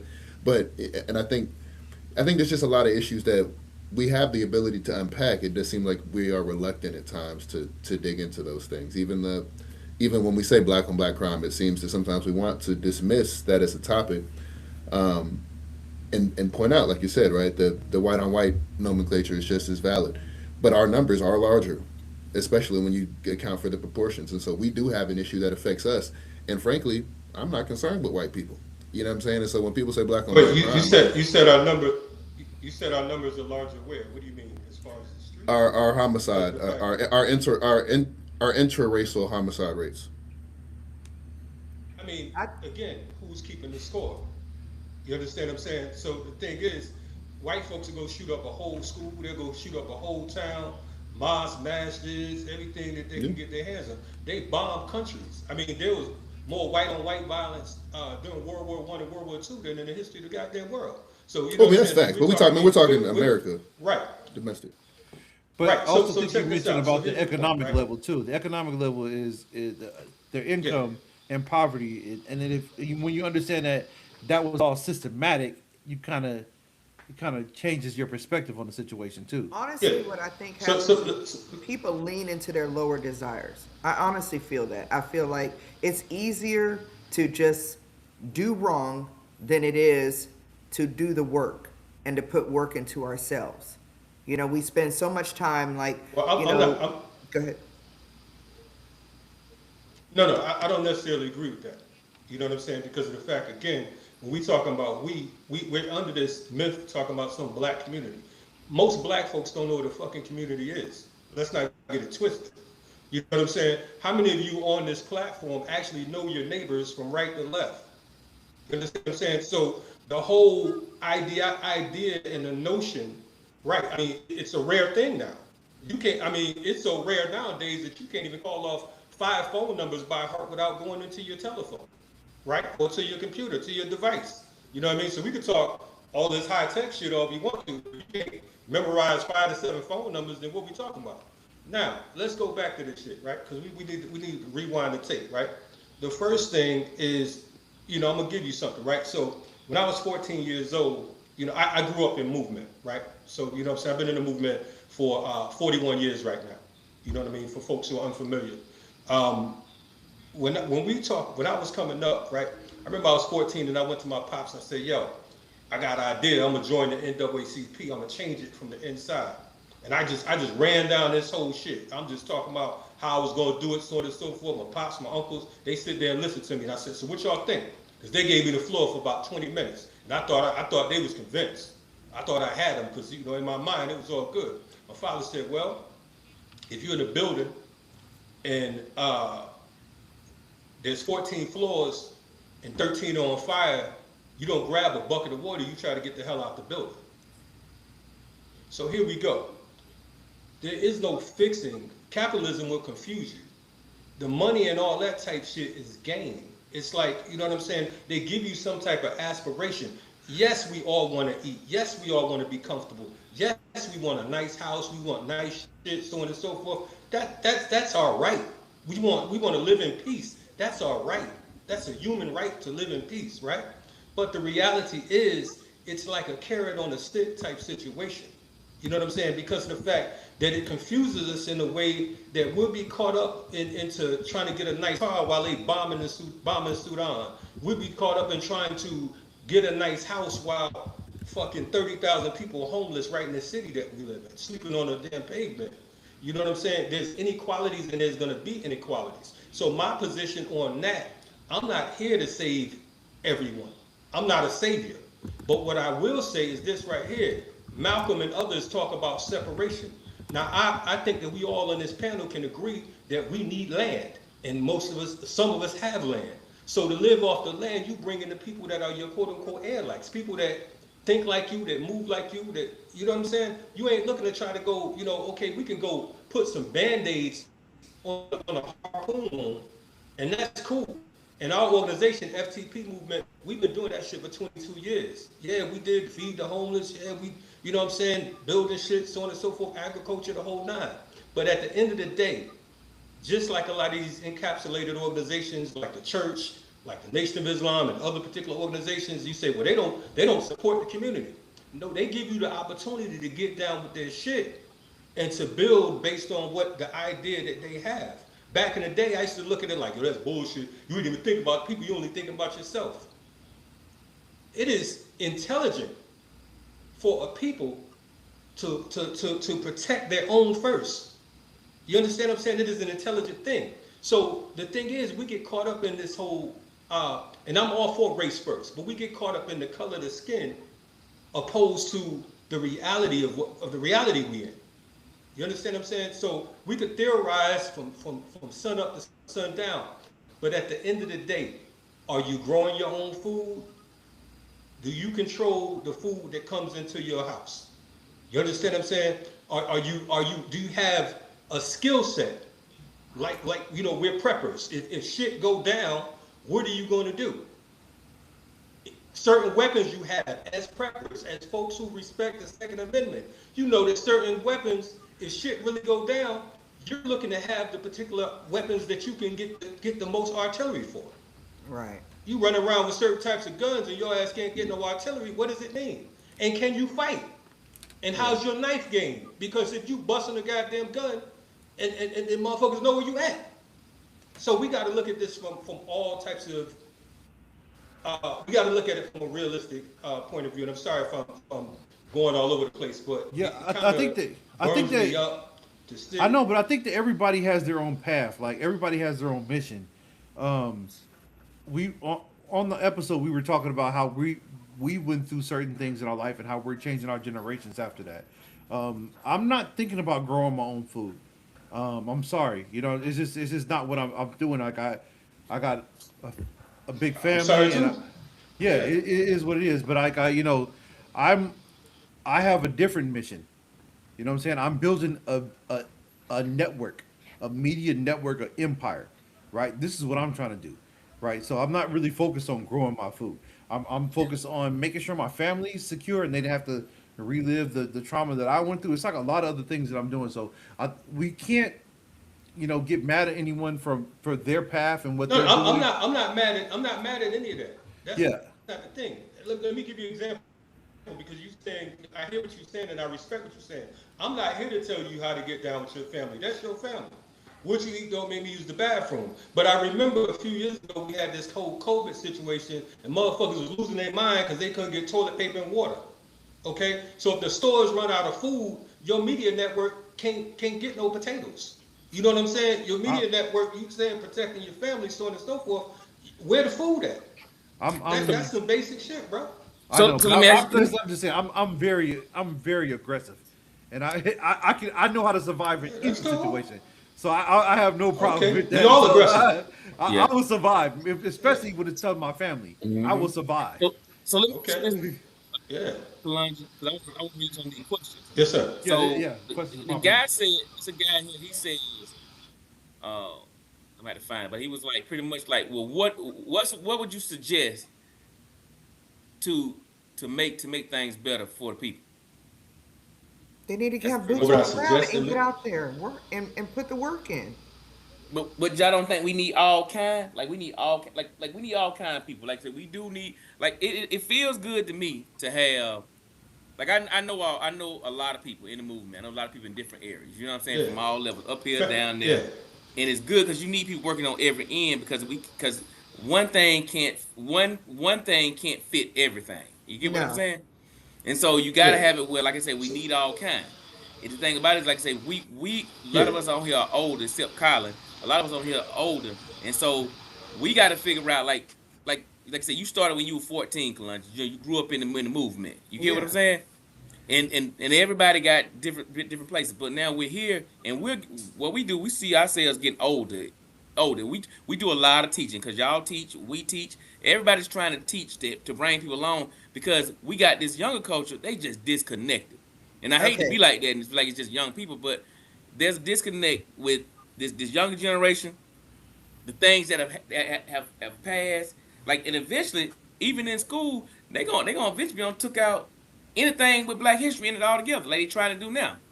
So, So when I say put the work in, put the boots on the ground, that also includes each one teach one, right? So if we have a black educator at a university and he's tutoring or mentoring young black men, that's boots on the ground. He's still putting that work in everywhere. Everybody has to use their area, like Shelton was saying, their area, and put that work in that particular area. And if we all do that and don't worry about what the hell's on TV and don't worry about what the latest song is or the latest clothes or the latest trip and everything that's material, then I think we could function better. But we focus so much on the material world and social world that we don't put the each one teach one and boots. And my boots on the ground literally is out there one on one with someone. But then my brother might say, you know what? I have this trade over here. Let me grab a couple of brothers and teach them about this trade. That's that's his work. And each one of us can do that within our own arenas. But the problem is we don't have enough people doing that. Or is it that we I don't have will- enough people that are helping out and know how to help out, right? Because like I'm not going out to protest, but I will donate. You know what I'm Right. saying? I will supply the waters. I will do whatever that needs to be done. So Right. it's like a place of, and that's what I'm trying to say is like us coming together and saying, okay, what's needed? What do we got to do? How can we Yeah. support each other in each way? Yeah, I want to jump back to Fred, right? Because of the fact that, you know, sometimes we deal with absolutes, right? And I've never said throughout this piece that you can't have your road, you can't have your path. I asked my brother Shelton about the whole, because we're into media as well. I run Black Power Media. You know what I'm saying? We have a whole different platform. We have about 12 different shows on our platform, right? But my particular position, I'm a realist, and we're talking about nation building. So indeed, we need all types of people to do all types of things. In the U.S. military, everybody's not a go-getter. They might have all went through basic training, but somebody got to clean the latrine. Somebody got to change the tires. Somebody got to cut the potatoes. You understand what I'm saying? So I'm not here talking about, and I want you, and don't get it twisted, because I'm talking about trades and shit like that. I'm a gorilla. I'm all the way. You know what I'm saying? You know, Google me. Fuck all that. I'm just saying that we talking about nation building. So in nation building, I'm saying, okay, yes, we must build off the land. Yes, we must grow food. Yes, we must deal with hand to hand. Yes, we must educate, you know what I'm saying, political education, and also teach our babies, you know, how to survive out here, commerce, economics, so on and so forth, while this system stands. But at the same time, I'm also saying that there are no neutrals in war. In a war, everyone has a role to play. In Vietnam, even the prostitutes had a role to play. You understand what I'm saying? You know, everybody has a role to play. There's no neutrals in war. You can't say, well, you know, I'm just this all I'm about. No, because if shit go down out here, they're not gonna say, well, dude, just a podcaster. Don't fuck him up. You know what I'm saying? When the police was kill Sandra Bland, they didn't say, well, she's just a woman. You understand what I'm saying? When they shot the 1-year-old a few weeks ago, they didn't say, well, you know, she might have a baby in the car, whatever, so on and so forth. No, like I told you from the gate, black lives don't matter. They see niggas, they see savages. You understand what I'm saying? What the white boys say, they see us chimping out. You understand what I'm saying? But the reality is we gotta use our head for more than a hat rack, as my grandmother would say. and so the guy asked in here, he said we too easily emotionally manipulated. That's what one guy says. Then you got another guy saying that really, to be honest, is we wouldn't be able to, like, black people wouldn't be able to do anything if they didn't have the help of white people. No, that's then, BS. then you got. No, every I'm time we just created Who said something, that? Who said that? every somebody time we here put I'm create, about to me find fine. your ass. bump, bump I'm them, gonna go bump in on them. your ass. But you The got problem is, but y'all gotta understand. You got people like you got one dude on like some people here just really honestly, you know, I've been knowing because I've been knowing Kalonji them a long time. And my thing is that they in the movement. They really gorillas. Yeah. Don't get me wrong. They out here in the streets. But we need them. But we also need you, Doc. We also need the me's. We need because here's the thing. But we got it because we all sharing the same thing. But you got people out here like one guy's people are saying, what man can't stop what man can't stop my progress. All right, and he right. But y'all know they can always put stuff in place and have other people do the job. You got somebody saying, regardless of economic conditioning, the propaganda, the system we're under, do you love us? Do you love us? I mean, I love us. I'm not saying no. And he was like, we're having to put the love of ourselves overall against all odds. That's how we would be about it. Okay, they call it the straight and narrow for a reason. But they keep asking, do we love us? Yeah. I think that it also they should have reframed Black Lives Matter, and I mean it should have been the Black Money Matter, because that's how you'll actually get their attention is when we start economically shifting our money somewhere else. That will matter to them. As far as lives, they don't really care about our lives. They do care about our money though. I think that's the whole. You think about the Industrial Revolution. Think about when they talking about the North fought to free the slaves. That wasn't true. They just knew that they were moving into an industrial nation where they needed us to also produce so they can get money too. Because the people that were down south that had the big plantation, they were keeping all the money. They wasn't trying to divide it up among the people. So they needed us to be a part. They turned around and enslaved everybody. We can get deep into it with the Social Security numbers and all this kind of stuff and say how they doing it and all this kind of stuff. But the thing about it is we still are to me we still the ones that suffer the most from all the stuff that has happened from the past to now and probably in the future. And even the internet, like we think the internet gonna be our friend, but they gonna teach you how to discriminate as well. Because the people that's doing the coding, guess what? They feel the way they feel. So you can't even believe what you see no more. Back in the days, you used to say, "I'll believe it when I see it." You can't even believe what you see. nah, You can't believe what you absolutely. hear. We're gonna get to the point where you can't believe it when you touch it. Well, what women, but anyway. See, we at that point right now, right? Right. That's a whole yeah. different subject. That's a different show. Yeah, it's a different subject. But But I just want to say I appreciate y'all for bringing this to the piece, and I hope I'm not coming off no kind of way because my issue is not with anyone on this platform. My issue isn't even with the folks in the chat. I don't know the people in the chat. For all I know, some of the people that's talking crazy could be some crackers. I don't know. You know what I'm saying? That's the internet. I don't really deal with folks that do tight buys. That's not real life to me. You know what I'm saying? So the reality is right now, we have to, the thing that sister said about each one teach one, that's in all realms. My man Shelton, listen, whatever you do that can keep your family safe, and hopefully if I look over in the trenches and I see you and I know I'm good because of the fact that I know that you roll with Fred and I already know how Fred get down, that's enough for me. We got to know the difference between a comrade and a friend. We don't get caught up in we don't think alike, we don't do this alike, this one. I don't give a fuck if you got a perm, dreadlocks, goofy with a kufi. I don't care about none of that because of the fact that for me, coming up in this movement, oftentimes some of the cats that was most natural was agent provocateurs. You know what I'm saying? Then you see somebody with a weave as long as tomorrow and they holding you down. So the thing is, I don't get caught up in the aesthetics. I used to. You understand what I'm saying? But now I understand when you talk about a spook set by the door, if there was a spook set by the door, we would kill him. Because we'd be too busy browbeating. Right now, figure out what you can do. There's a role for all of us to play. If you can't find the role, don't worry, the state got a role for you, black. And 9 times out of 10, it's not going to be to your benefit. Yeah, but how do you get that? Like we go back. Wait, let Mentality, me reply to that. Okay. And I take no offense to what you were saying, and if it's any way that behind the scenes, if y'all need anything and y'all that we can help out with, hit Fred up. I may miss it, but hit Fred up, come through Fred, and then we'll help out. If y'all need some anything, just hit Fred up, all right? And But and yeah, and and beyond, like I say, Vice versa. like I tell people all the time, like I've told Doc, I've told Kalunj, y'all know, I support my people. You know what I'm saying? I do. But everybody got they lane in the movement, and like I say, right now, Kalunj, this is our lane. You know what I'm saying? Because it's just like the Bible. You know what I'm saying? Everybody got to preach from where they can reach. You know what I'm saying? And so that's just it.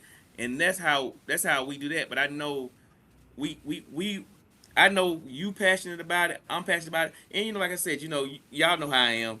My thing is I support my people because I need for stuff to reflect me because somebody got to do the job. Somebody got to. It's people on. I'm looking in the chat. It's some people really honest. They got a lot. They got a lot of knowledge. They dropping, but at the same time they asking the right question. Like it's one lady here. She's saying pretty much like, you know, there ain't no communities no more. Like economically, nobody owns anything. Everybody renting. So that whole idea of community is gone. Well, It I is no think more.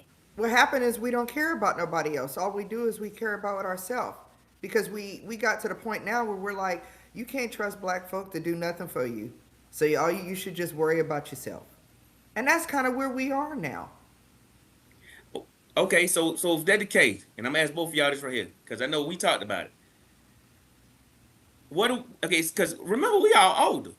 What about these young people, y'all? Because I'm telling you, they are renegades out here. They really honestly do not think that any of this stuff matters. Like it's just us just being over over the top with it. Like these are the same ones that are running around. They don't believe the struggle. They really don't. Unless it what? happens, and like you said, it's a big issue where people got the signs out. Other than that, they don't believe. Like, how do you get to that point to where What? it's gonna make a different impact on these young people? Well, I think Fred, what y'all have is that's why it was so important for having you on the show. Is like it's like you have these stories and you have these experiences that the younger people don't have, right? And so if we can get the young people's attention and they can hear how the history was and how certain things were, then maybe they can be like, all right, I can see that I can be manipulated and maybe I should start taking this a little serious. So that's how I feel like it is. It's like sharing these stories, sharing these experiences, get in front of the young people's face. So, but I'll let you guys answer that as well. What you think, Kalunji? I mean, yeah, I think you're already doing it, bro. I mean, you're not. I see your program. You understand what I'm saying? So the thing is, we building programs. We continue to reach the youth the way we do. Everybody's not going to get saved. Everybody's not going to be saved. That's just the reality. You know what I'm saying? Biblically, if you want to talk about Bible, Noah's Ark. You know what I'm saying? I mean, like it's a metaphor, but the reality is, it's like, look, we're never going to be one united front. We must be clear about that. There's a propaganda machine that exists. We cannot deny it. How do we know it exists? Because of the fact that we got rappers, ball players, and all types of individuals getting millions and millions of dollars, and it is to distract them from what's going on in the real world. You understand what I'm saying? And so, again, am I knocking people for their craft and their talent? I respect people who are serious about their craft. I don't care what you do. The reality is, you got to keep one eye open like CBS. You got to be clear about what we're dealing with here. So yeah, we can reach the youth. I mean, you already doing it. I see your daughters. I don't know them, but I don't believe that they just think that that the world is just on bullshit and everything's cool. You would even put them behind them tools if they didn't have their minds right. Yeah. You know, I believe like it's the art of war is just being recycled. This same thing that we're going through right now is no different from what the Romans did to distract their people with the circus. It's exactly the same thing. And we're getting the same thing on every kind of media platform. It's not just social media, but it's also TV. And I hate to bring up this topic, but I'm gonna bring it up anyway. So I always want to pay attention. I always want black women to pay attention to one thing right now, and it's resounding across all platforms. They are showing black women with every other man but the black man on TV. Every show I watch, every single commercial I see, everything we got is now putting this black woman with anybody else other than the black man. And if we don't pay attention to that social engineering right there, we're going to have a problem. And I think you're right because I'm looking at another one in the comments. Lady said blacks are very emotional. Why do you think the protesters against the ICE wanted blacks protesting? They knew if blacks got involved, cities were going to burn. Well, because we're very emotional, and emotional people are very easy to manipulate. So once we get involved in the protest, and we can get out there, they can agitate us, and then this is a prime example. So we gotta stop being so emotional. But That's but how is we it gotta be more emotional though? strategic. But is it emotional? Because like when I was growing up, now Kalanja, you probably because you about my age, so you understand it. You know like I think a lot of people have experienced prejudice. They ain't experienced racism. Because when I was coming along, I remember people would go one city over and they'll be over there and they'll get caught coming back on the highway, and them people cut their wing wang off and put it in their mouth just to prove a point. Like you really understand. They let you know like it wasn't even it wasn't a sleight of hand. It wasn't, oh, y'all don't know what y'all talking about. Like it was a lot of people saw evil stuff going on and lost. And there were other people that didn't reflect me that saw evil stuff going on. They may have not done it, but they were okay with it being done because it was a way of life because it wasn't being done to them. So when you are given that kind of when you given that kind of understanding in life, you'll find somebody like us that really got the experience on those things or saw people having things done.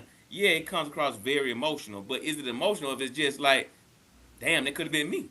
You know what I'm saying? Those kind of things. I remember going to school. When I left to go out of school, my mom gave me a gun and she was just like, look, do what you gotta do to get home and we'll deal with it when you get here. Because you get caught in there in South Georgia, your life might change, man. Just because you being a kid, it ain't even got to do No, with nothing wrong. Somebody just want to change your life for you. I think that there's this whole ICE thing. You know, I hate that when we talk about emotional, I can't hear him I think we anymore. got to Can't hear you, also Kalanja. do research. Can y'all hear me now? It's low. It's low. 1 2 1 2. Can y'all hear me? I think Colin came in and bumped him out. Yeah. Nah, look, don't put that on me. We're gonna mute you, Colin, and see if that helps out. Right. All right, Did mute him, that mute him, mute happen him. till you jumped up? I'll mute you. It did. Mute. I mute you. Can y'all hear me now? Yeah, we hear you. Yes, yeah, it's good. All right. Damn, Colin dissed me. Damn, Colin. Um, nah. I think that the unfortunate thing about our people, we talk about being emotional, but we don't study. Folks keep talking about ICE like it's only a Hispanic thing. You understand what I'm saying? Right now, if we look into this thing, the Supreme Court has it where they can roll up on your black ass just based on how you look. The fact that I have dreadlocks, if I don't have identification on me, I can get snatched up. There's a lot of that that's been going on with ICE. And we also got to understand that when we talk about ICE detention centers, the majority of the folks who were captured have been Haitian immigrants, black that look like you and I. So it's not just some Mexicans coming over the wall and dipping under the thing. You really have to research and go beyond just the sensationalism and emotionalism. Now, how do I know this? Because I work for an attorney's office, and we work with a few different attorneys that specialize in ICE cases. So it's not just I'm just pulling some shit out my ass because of the fact that I want to prove you wrong. I suggest that we research because that's important. Mm-hmm. I mean, it's a lot of good comments in here. And somebody's told me that the Civil War is about labor disputes, and that's fine.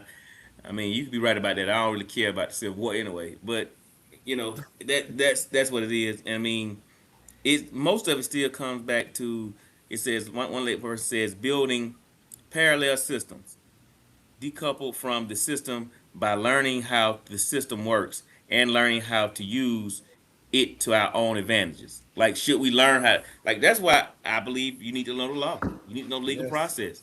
You need to know Right. business. You need to understand that you got to read terms and conditions. And it's like you think about now, a lot of people in communities they getting bamboozled at their house. We have you have corporations coming in and buying up property in neighborhoods because they finna restructure and design what they want to design. And like you said, we like to break, like you said, know the neighbors to the left and right. Most of these people ain't gonna never get to know nobody because they gonna be renting and they're not gonna stay there long enough to even make it a community or make it comfortable. Most of these kids don't even stay in school long enough to really know or have friends anymore. Right. So, I mean, it's so many things. Like I said, but I know everybody working to try to do something. But it's so many things.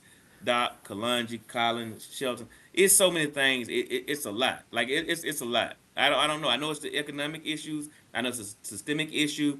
I know it's an issue of the past. I know it's post slave trauma. I know it's generational curses. It's so Right. many things. But my fear is for me, and the reason I keep going back is because I have, I have these younger kids, right?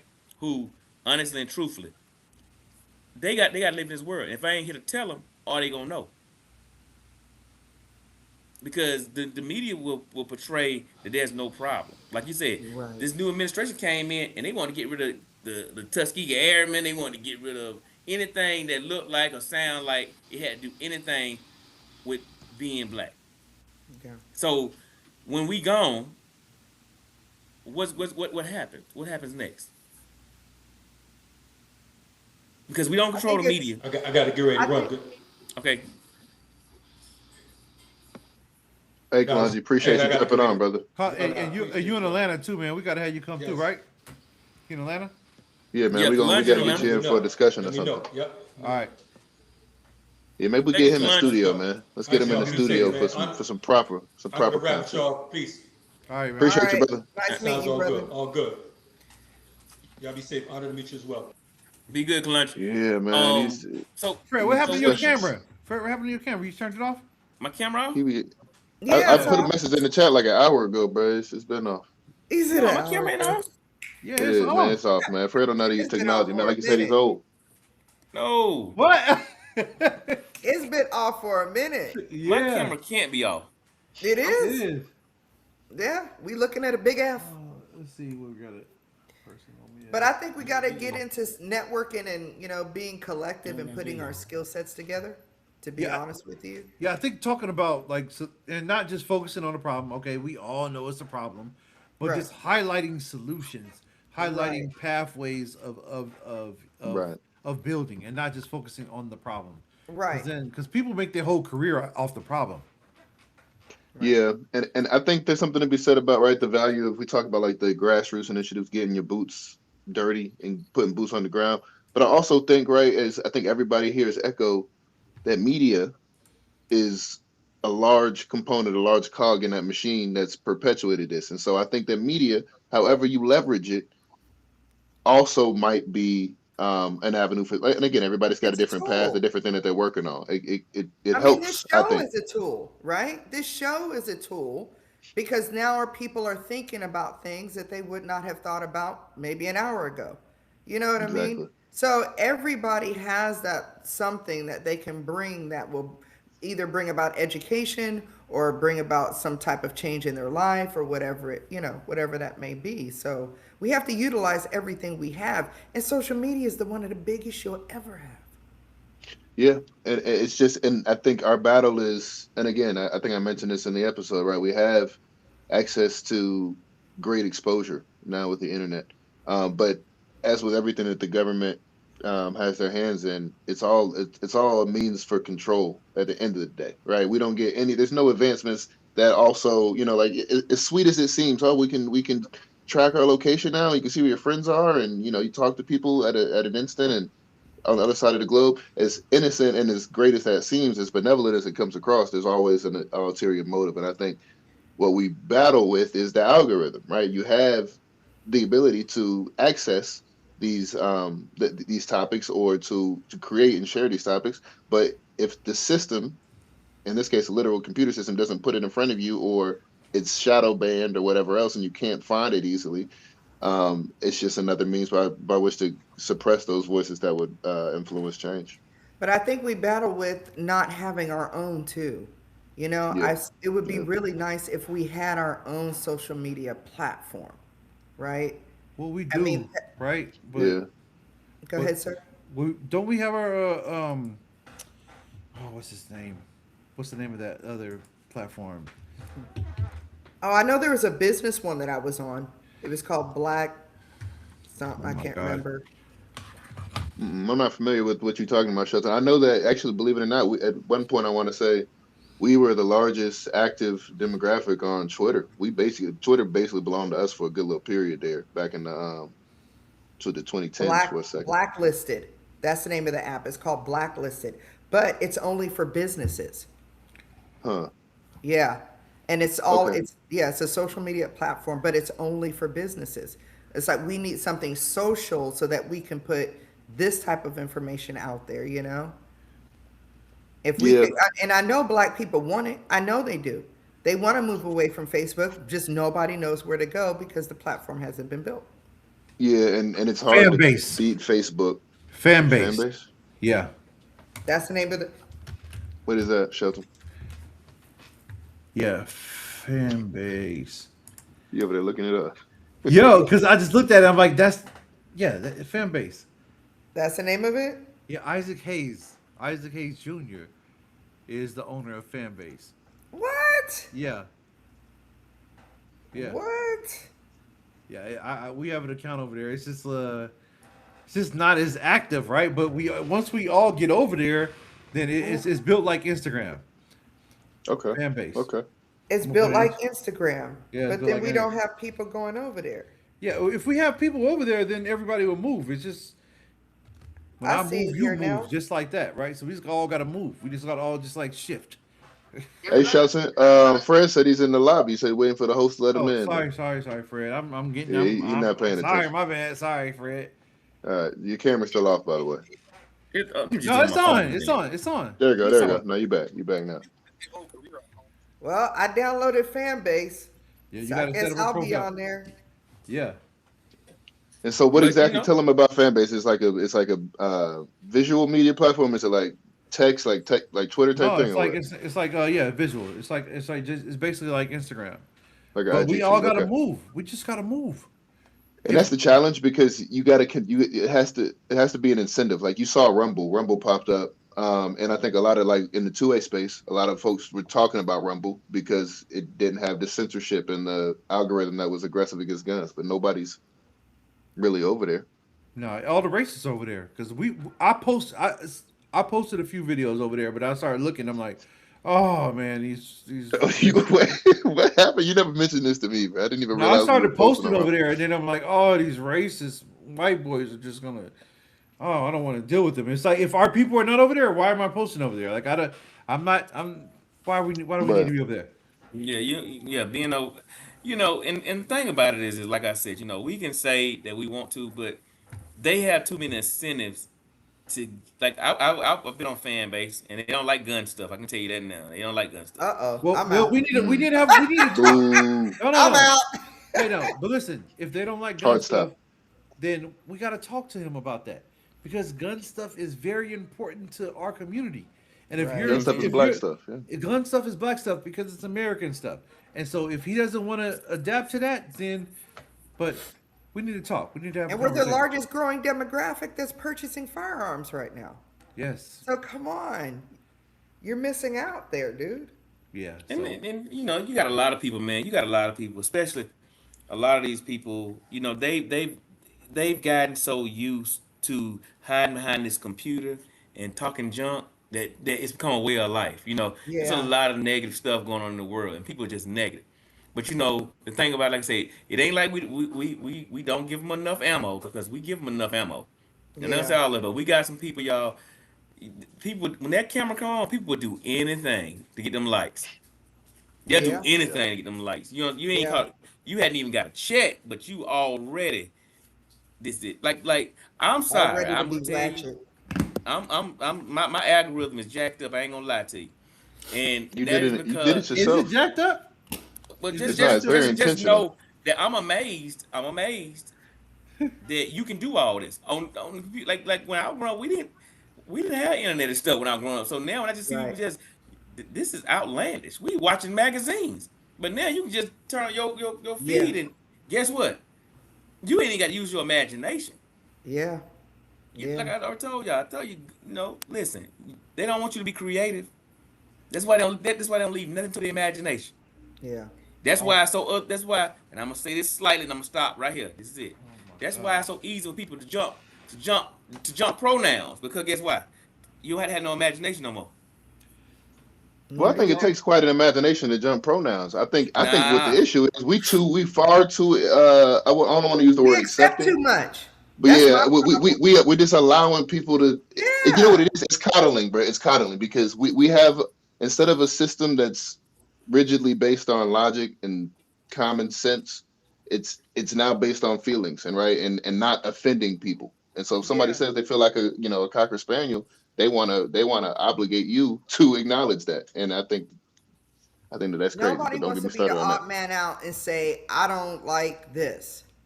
I Yeah, the stand on cancel business culture. and I don't believe it. I don't accept it. I don't subscribe to it. I don't nothing. Hmm. Because they don't want to be seen. Oh, you hate.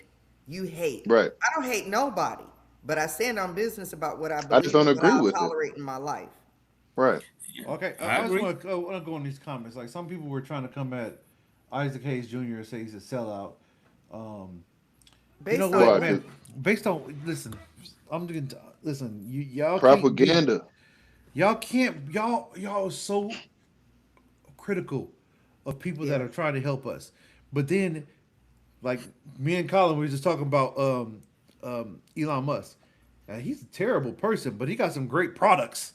God Right. damn it, is that Starlink good, boy? That Starlink, that Tesla, but you Come go on on. his Twitter and you be like, he don't like Yeah, black he people. be doing the You can see most. how he Yeah. campaigning for South African white people, right? But he trying to get them rights, but he don't care about the black people there, right? Like And you Yeah. know what's it's wild? other. I was thinking, bro. I almost am not mad at him for that because he's a white South Oh, African.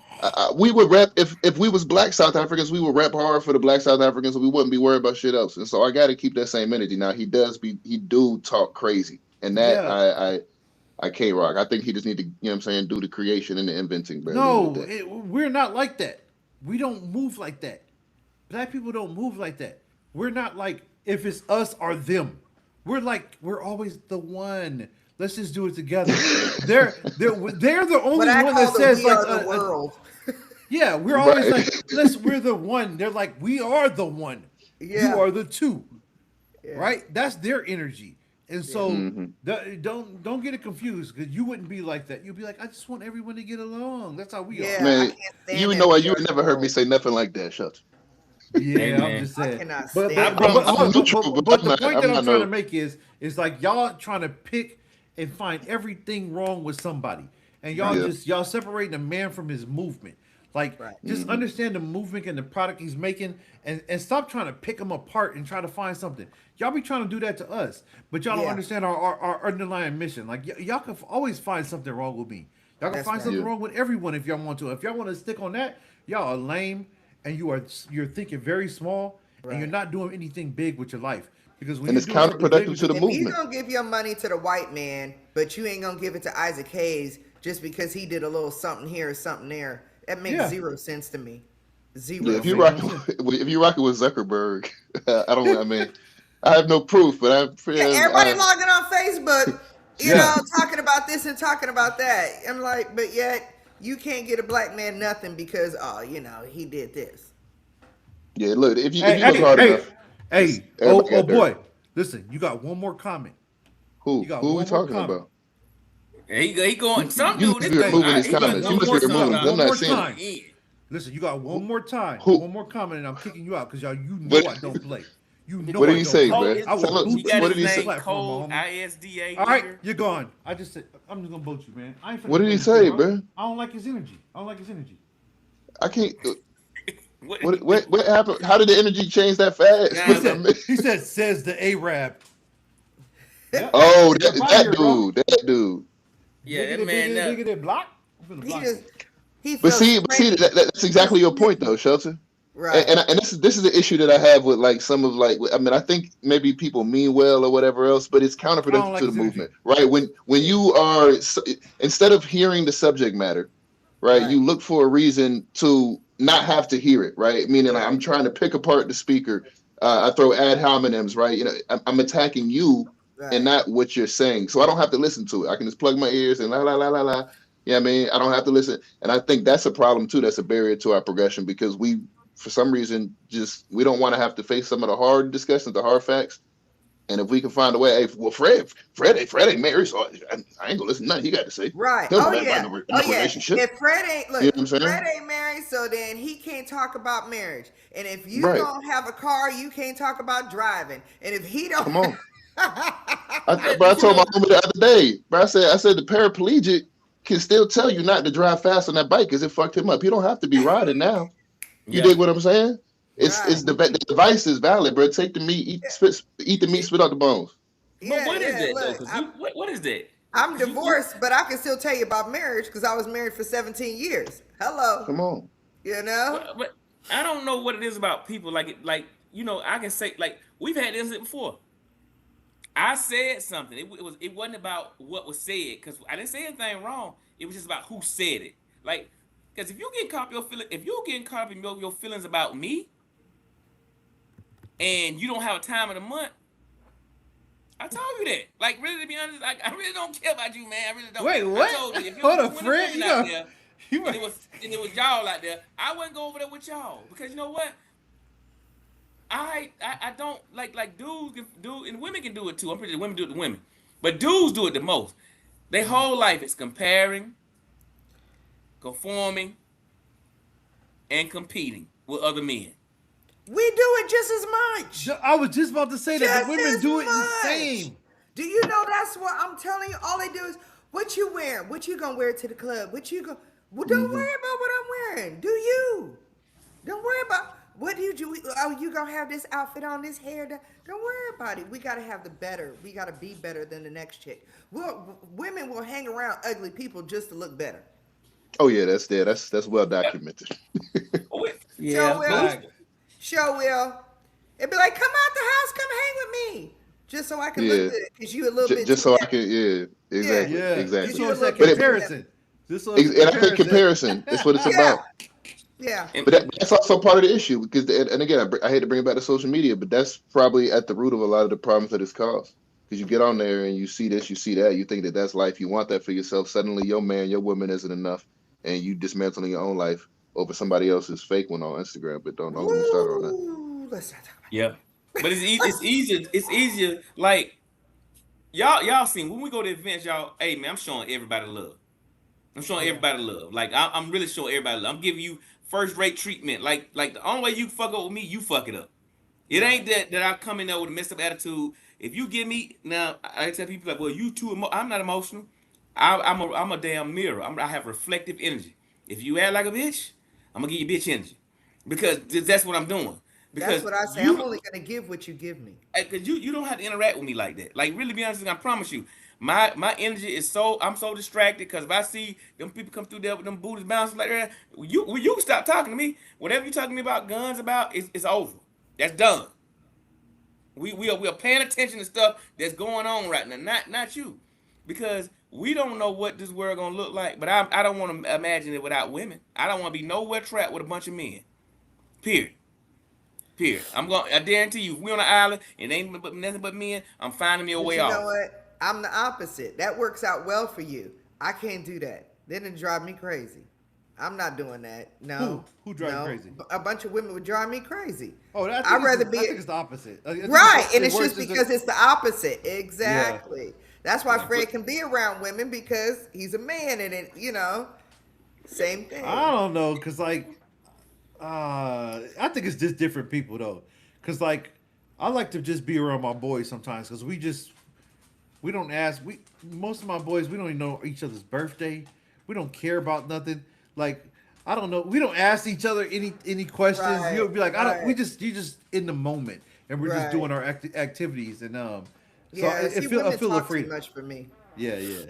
I mean, we got to learn how to, talking. like, we're talking about some love. Do we love us? We got to learn how to love each other. Like, really, to be honest, like you meet somebody somewhere, and you just gotta kind of figure stuff out. Like they always try. It don't matter. You can be great. Well, it ain't really that good, or it. Like even like when we started this podcast, everybody want to have something to say. I don't. I don't I don't like the podcast. Somebody sent it to me. If somebody sent it to you, motherfucker, you saw it. The reality of it is at the end of the day, but if it was Sean Ryan or anybody else that didn't look like us, you'll be on there you'll tattoo that man face on your chest if he Real gave you a talk. little attention. You Yeah, wouldn't be in his comments talking junk. You wouldn't be doing none of that. You'll be That's worshiping right. him. You have a picture next to that white Jesus. You have his picture too, because that's Yeah. what you'll be doing if we didn't look like you.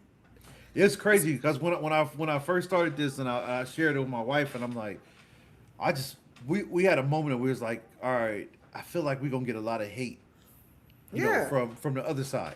Oh yeah. And I was like, are we ready to embrace on this? I'm like, well, hopefully it makes enough money that we can go ahead and buy some property and we can be fully gated and protected, so we can do that. But I was like, I'm ready to do it because I feel like it's needed so much that I'll just have to deal with the backlash and all this stuff if it's death threats that come with it and everything. But it didn't come from the other side. It came from us. within. It came from us. It always It came does. from within. It's crazy. It always does. That's It the always scariest. does. And you thought you thought that people that look like us would be happy that we doing something at that level of professionalism, so you could be represented well. But no, you wanted to come with all the, well, you could do this better, you could do that better. Fans don't support. Fans don't support. People ask me why I talk about people mamas, because mamas, whenever you talk to mamas, they say how much it costs. Fans don't pay nothing. Fans think they better than you. Fans on Instagram. Yeah. Fans don't want to help you. If you tell them, oh man, we having a training and it's gonna be this. Well, my uncle do it, so I don't have to do it, or they know somebody better. What I get is the critique. Yeah. I feel like all they do is critique every single. Well, why didn't you do it like this? Or why didn't y'all wear this? Or y'all didn't should have did this? Or y'all should have went there? Or you did. It's like all you do is critique instead of actually trying to just learn something. Or actually create. Like Yeah. you got creators and you got people that critique. Right. And as creators, we cannot listen to the people that are critiquing. We can listen to other creators, but we can't listen to just people that are critiquing. Nah. Yeah, and that's the thing about, like I said, you don't want to see no, like I'm always commending people for doing whatever they're doing, because I've even got into it with influencers. They mad you having an event on the day I'm having an event. Man, we don't cater to the same crowd. We don't That's cater to the crazy. same crowd. So if I don't cater to your crowd, it don't matter what day I do it, because I don't have fans. I got supporters. They show up. Yeah. The fans ain't gonna bring you no money. I mean, Nah. I went out there to go help the people, right? Went out there to go support Cyrus and his family and talking to Leesburg, Virginia case and all these different people and attorneys. And I'm going out there in my ACU digital woodland, uniform and everything. And I'm helping people. And do you know, I get people to ask me, well, why are you wearing the uniform? Why don't you just wear a t-shirt? I'm like, that's what you got? That's the part that you got out of all of what I'm doing, is you worried about what I had on. Mm-hmm. Yeah, and we talk about this. So if you are that person, it's time to dig deep into your soul and say, what is it about me that hates other people that are doing well? What is it? What just dig Or deep. just the critique. Yeah, why are you critiquing and trying to pick apart and find the negative stuff? That is Well, something so wrong. somebody say that facts, but some critiques are good, and Sure. yeah. But this is how I feel about critiques. I don't critique shit. Right. Keep it to When your damn you get a self. comment from me, it's gonna be a heart or a like or a thumbs up, because I don't sit there and waste my time doing that. Because if I want something to do to be better, guess what? I create something better. Right. Or you I don't- jump I in don't- there and I don't- participate and give them something to think about to make it better. But Yeah. you don't stand on the outside telling somebody on the inside what they should be doing. If you really want it to be better and you want to give suggestions and ideas instead of criticism and critiques, then you get involved and start making it better. Yeah, And that's why I want to ask the question: like, how many of y'all are really involved with something that's making the culture better? yeah, and 'Cause I don't I mean, look that's at, a lot of comments, but ain't nobody said in these comments how many people are involved in something that's pushing the culture forward? Yeah, And, bro. What's I'm his not name? just talking Cole was about talking all of that. Cole was talking all that smack. I want to hear what he involved in. What he got going since he got so much critique. Who? Cole, whoever the gentleman was that was no talking nine. cash shit Oh yeah, in the chat. yeah, That boy, and he I had think a that it's important to not listen to. I learned early that you don't listen to a person's words. You kind of dig to their heart.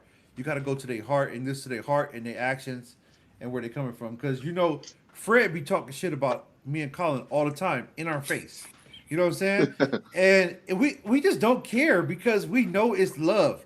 You know what I'm saying? So sometimes they may come out and if we were like sensitive men, we'd be like, Fred, really, why would you be disrespecting me like that? But it's like, whatever, Fred. We know your heart is where it's at. So if you see a person that's trying to do good and their heart is in the right direction, sometimes they may make mistakes and they may Right. they may do stuff that's wrong. But just know that their heart is in the right place and they're gonna get better.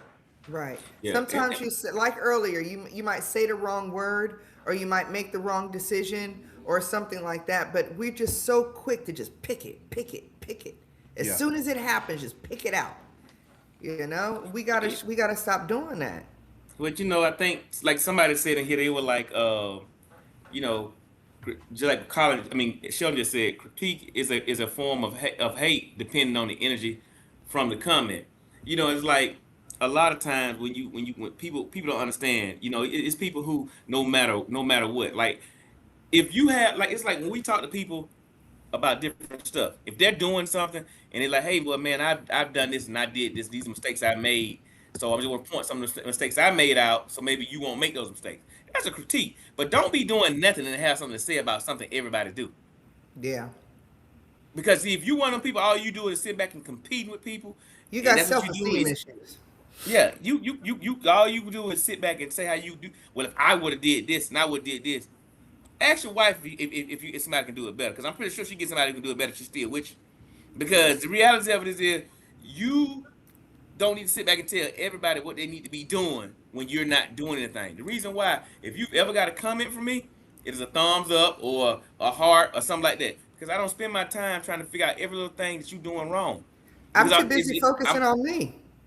I'm saying, and because at Yeah. least you're doing something. There are a Yeah. lot of people who ain't doing nothing. Nothing. But yet they got something to say. I don't like the way he did. And I just want to be clear with y'all. For the people that don't like me, I don't give a damn. I told you, if you ain't feeding me, fucking me, or financing me, it really honestly is a mute point to really think I care about what you got going on. And when you cut me a check, We you know what I'm might saying? talk though. I might act like I'm hearing what you're saying. Now I feel a little bit different. My thing I changed a little bit because I feel like if you're a true fan of the podcast and it's like Shelton, I don't like it when you woo, woo, woo, woo. I'm gonna listen to you, man. But Yeah. we may have to have a phone call. You know what I'm saying?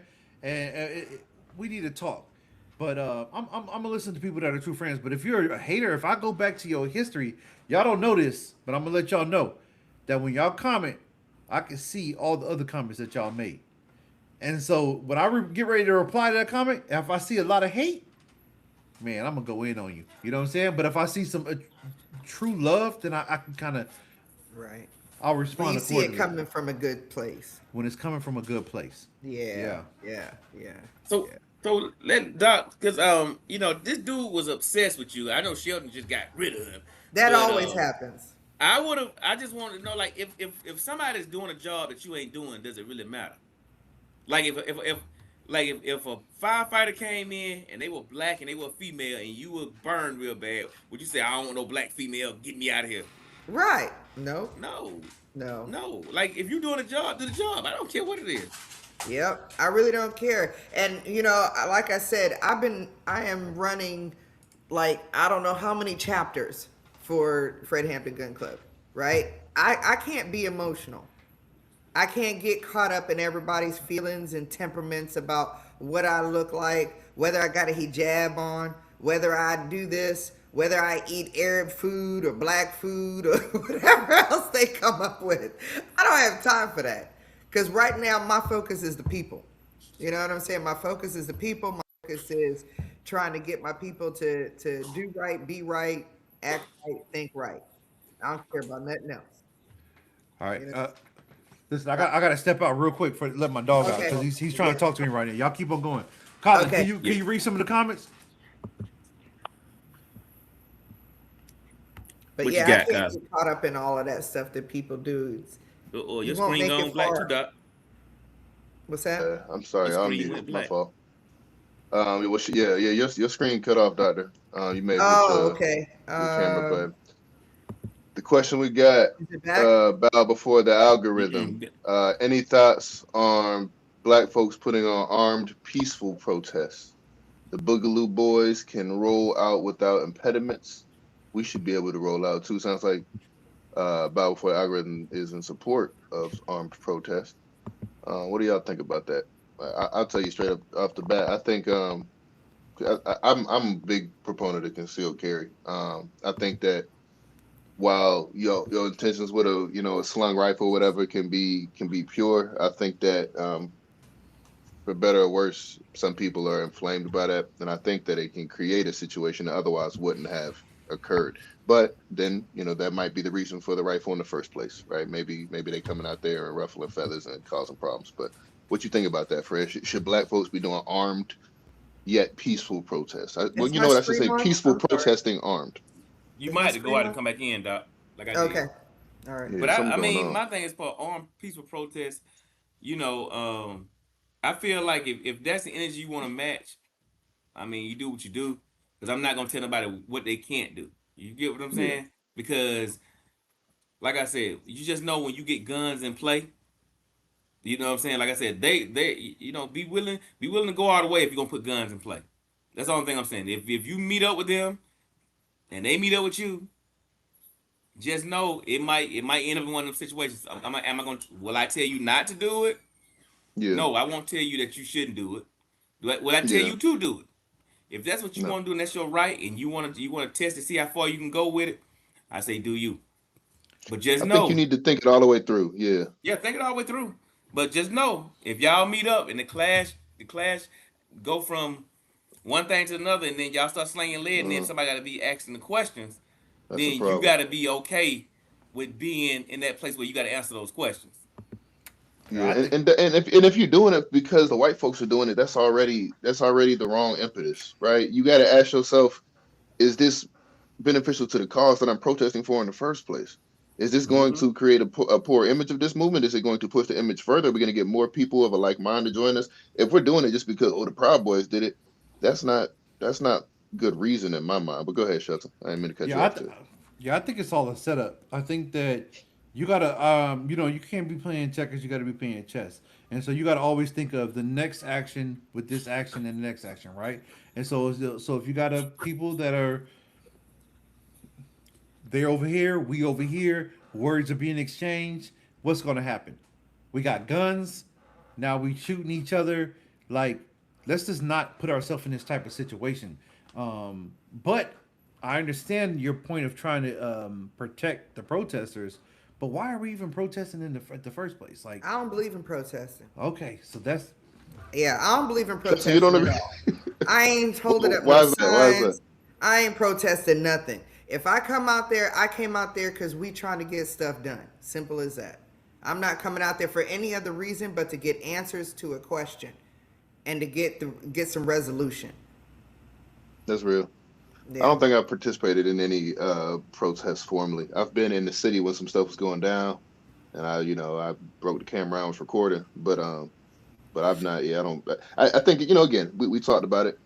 I think we need all kinds. I think the protesters. I'm not going to devalue that work. It's just not a No. lane that I choose to Let be them in. do it. Let them do whatever Yeah, they want to do. But if I have seen something hasn't been working for the past 150 years, I don't come think on I'm now. gonna jump on that wagon. Yeah, That's like I said, I've participated. I must say I wasn't protesting, but I was there with the security detail because what we would do, we would, people that get beat and need medical aid, we do that and to make sure we can see threats before they get to it because a lot of times, like you said, you can show up with your signs and you got the Proud Boys there, they already ready to bang it out. So Yeah. we have to make sure that I that's one of the jobs I've done where we have to go before them to make sure that there's no other rogue elements trying to take their heads off or make an example because they do that. Now, for me, people ask me, why do you have firearms on you? Why do you have rifles? And why do you carry everything around? Because it creates a level playing field. That's why. So when the police officer comes over to me, he's less likely to push me around and say, "You go this, you." No, now they're going to come to me with a certain level of respect. Hey, what are you guys doing here? We're talking now. We're conversing. We're having dialogue. But otherwise, it would be, "You go over there. You do this," and no. Now it's not like that. So that's why I'm a proponent of it. Well, and like I said, and the thing about it, like I said, I told you, everybody, we need all kind. Everybody do what they do. It's just like I think with even with this topic that we had, I don't know if we hit all. I don't. Maybe we didn't reach all the right people, but we did get a lot of pushback from a whole lot of stuff. And it was just, you Yeah. know, really, I'm Colin was surprised scared. that. Colin was scared. Colin was scared.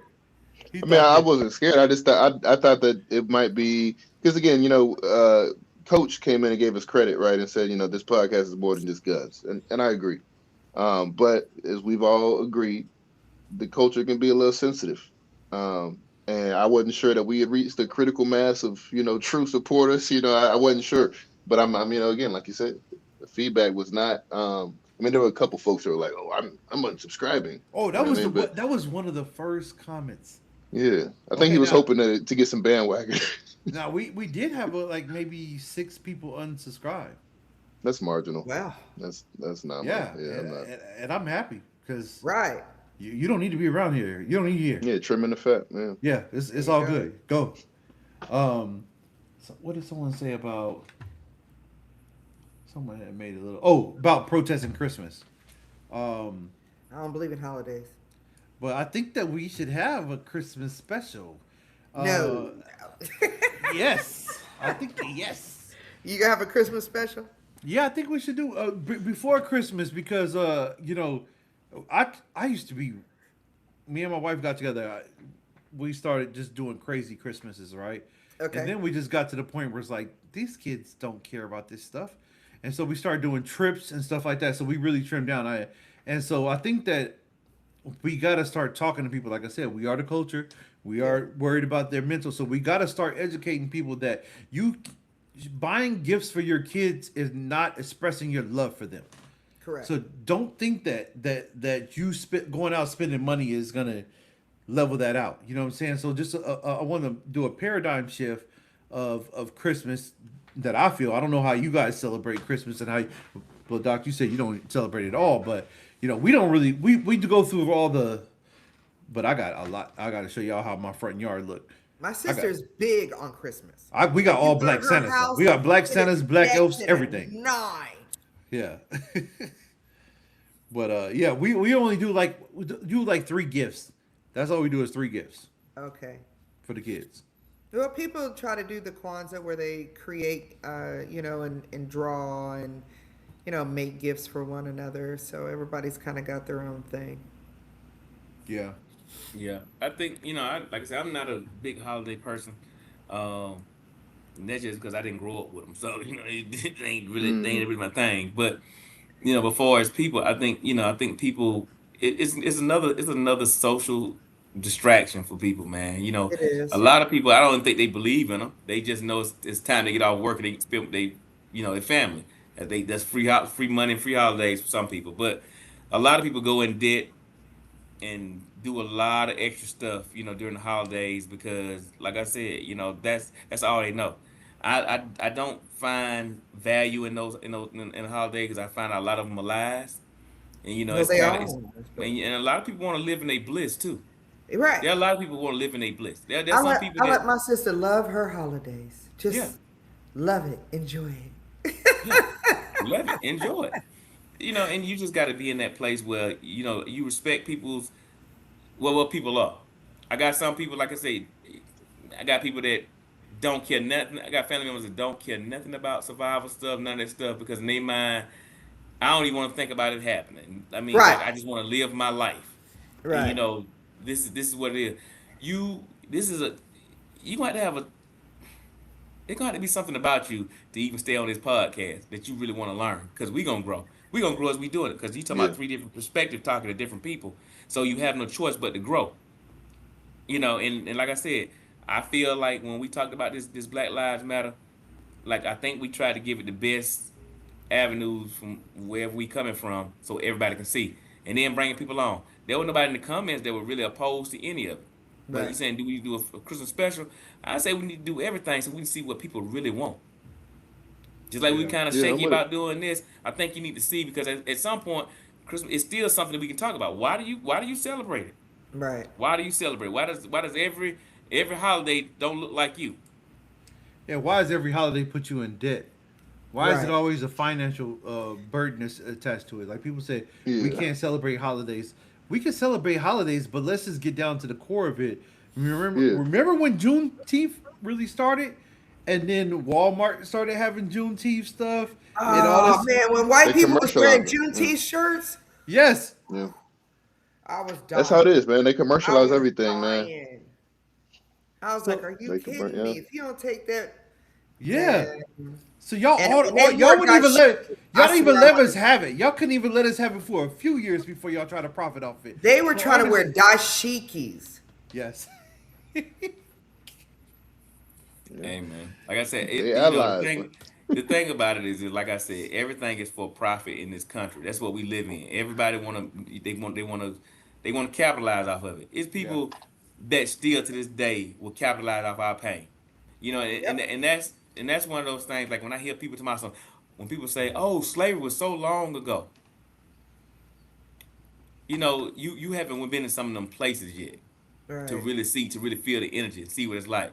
Now I'm not saying it. I'm not delusional. I'm not gonna be like they brought all the people from the boat because they had them boats like they said they did. They'll be parked in every harbor so y'all can go visit them as museums. But you believe what you want to believe. I'm crazy, so don't believe me. I'm just telling you. But if that was true, every one of them boats would be in a harbor that you can go visit on every holiday, so they can make sure you understand this is what we propped up in the world. Okay, that's number one. But yeah, I feel like we got to get to a place where we start being relevant about things and figuring out what we're gonna do. If you're gonna take that time off work because they giving it to you, take it. I ain't gonna tell you not to. But that don't mean I'm finna go out there and spend. I'm not finna go put myself in debt or put myself in a bad way to prove to somebody about a holiday that don't mean nothing to me. Because every Right. time I've done it, it's been I had to buy kid. I got to set up. I got to buy kids clothes because the first of the year coming anyway. Not because I'm celebrating a holiday. It's just I know I got to go buy them clothes, and I know I after just look Thanksgiving, at it like I want what makes you happy. If well, my make you sister happy. wants to celebrate it and she enjoys it, I enjoy the fact that she's happy doing it. And I Mm-hmm. leave it alone. I don't come through the door talking about, the Christmas is this and that's the history of it and blah da da da da. That's my world, and I leave it at that. And Yeah. that's what we have For to real. start doing is having tolerance for other people's differences and not expecting everybody to be in the same darn box. Gotta agree to You know? disagree, man. People have forgotten how Yeah. to do that. But anyway, so I'm gonna let y'all continue the discussion. I'm gonna go ahead and get up out of here, man. Yeah. Bid y'all I'm gonna adieu get for off this too. evening. It's been a pleasure. Colin, Oh, you that just boy gonna Fred. he was like, all right, I'm out. Right. That's Yeah. something I would do. That's something I would do. I would dip out like, hey y'all, so it's been I've been on real. this I'm out.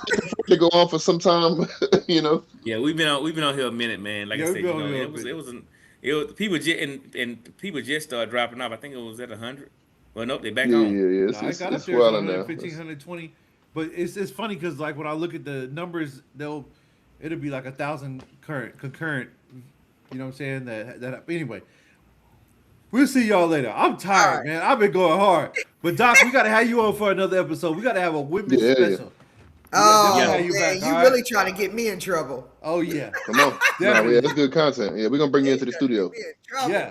Yeah. Come to the studio. All right, sir. All All right, right, y'all. Doc. Easy. All All right, right, y'all. peace and power. All right, y'all. Like.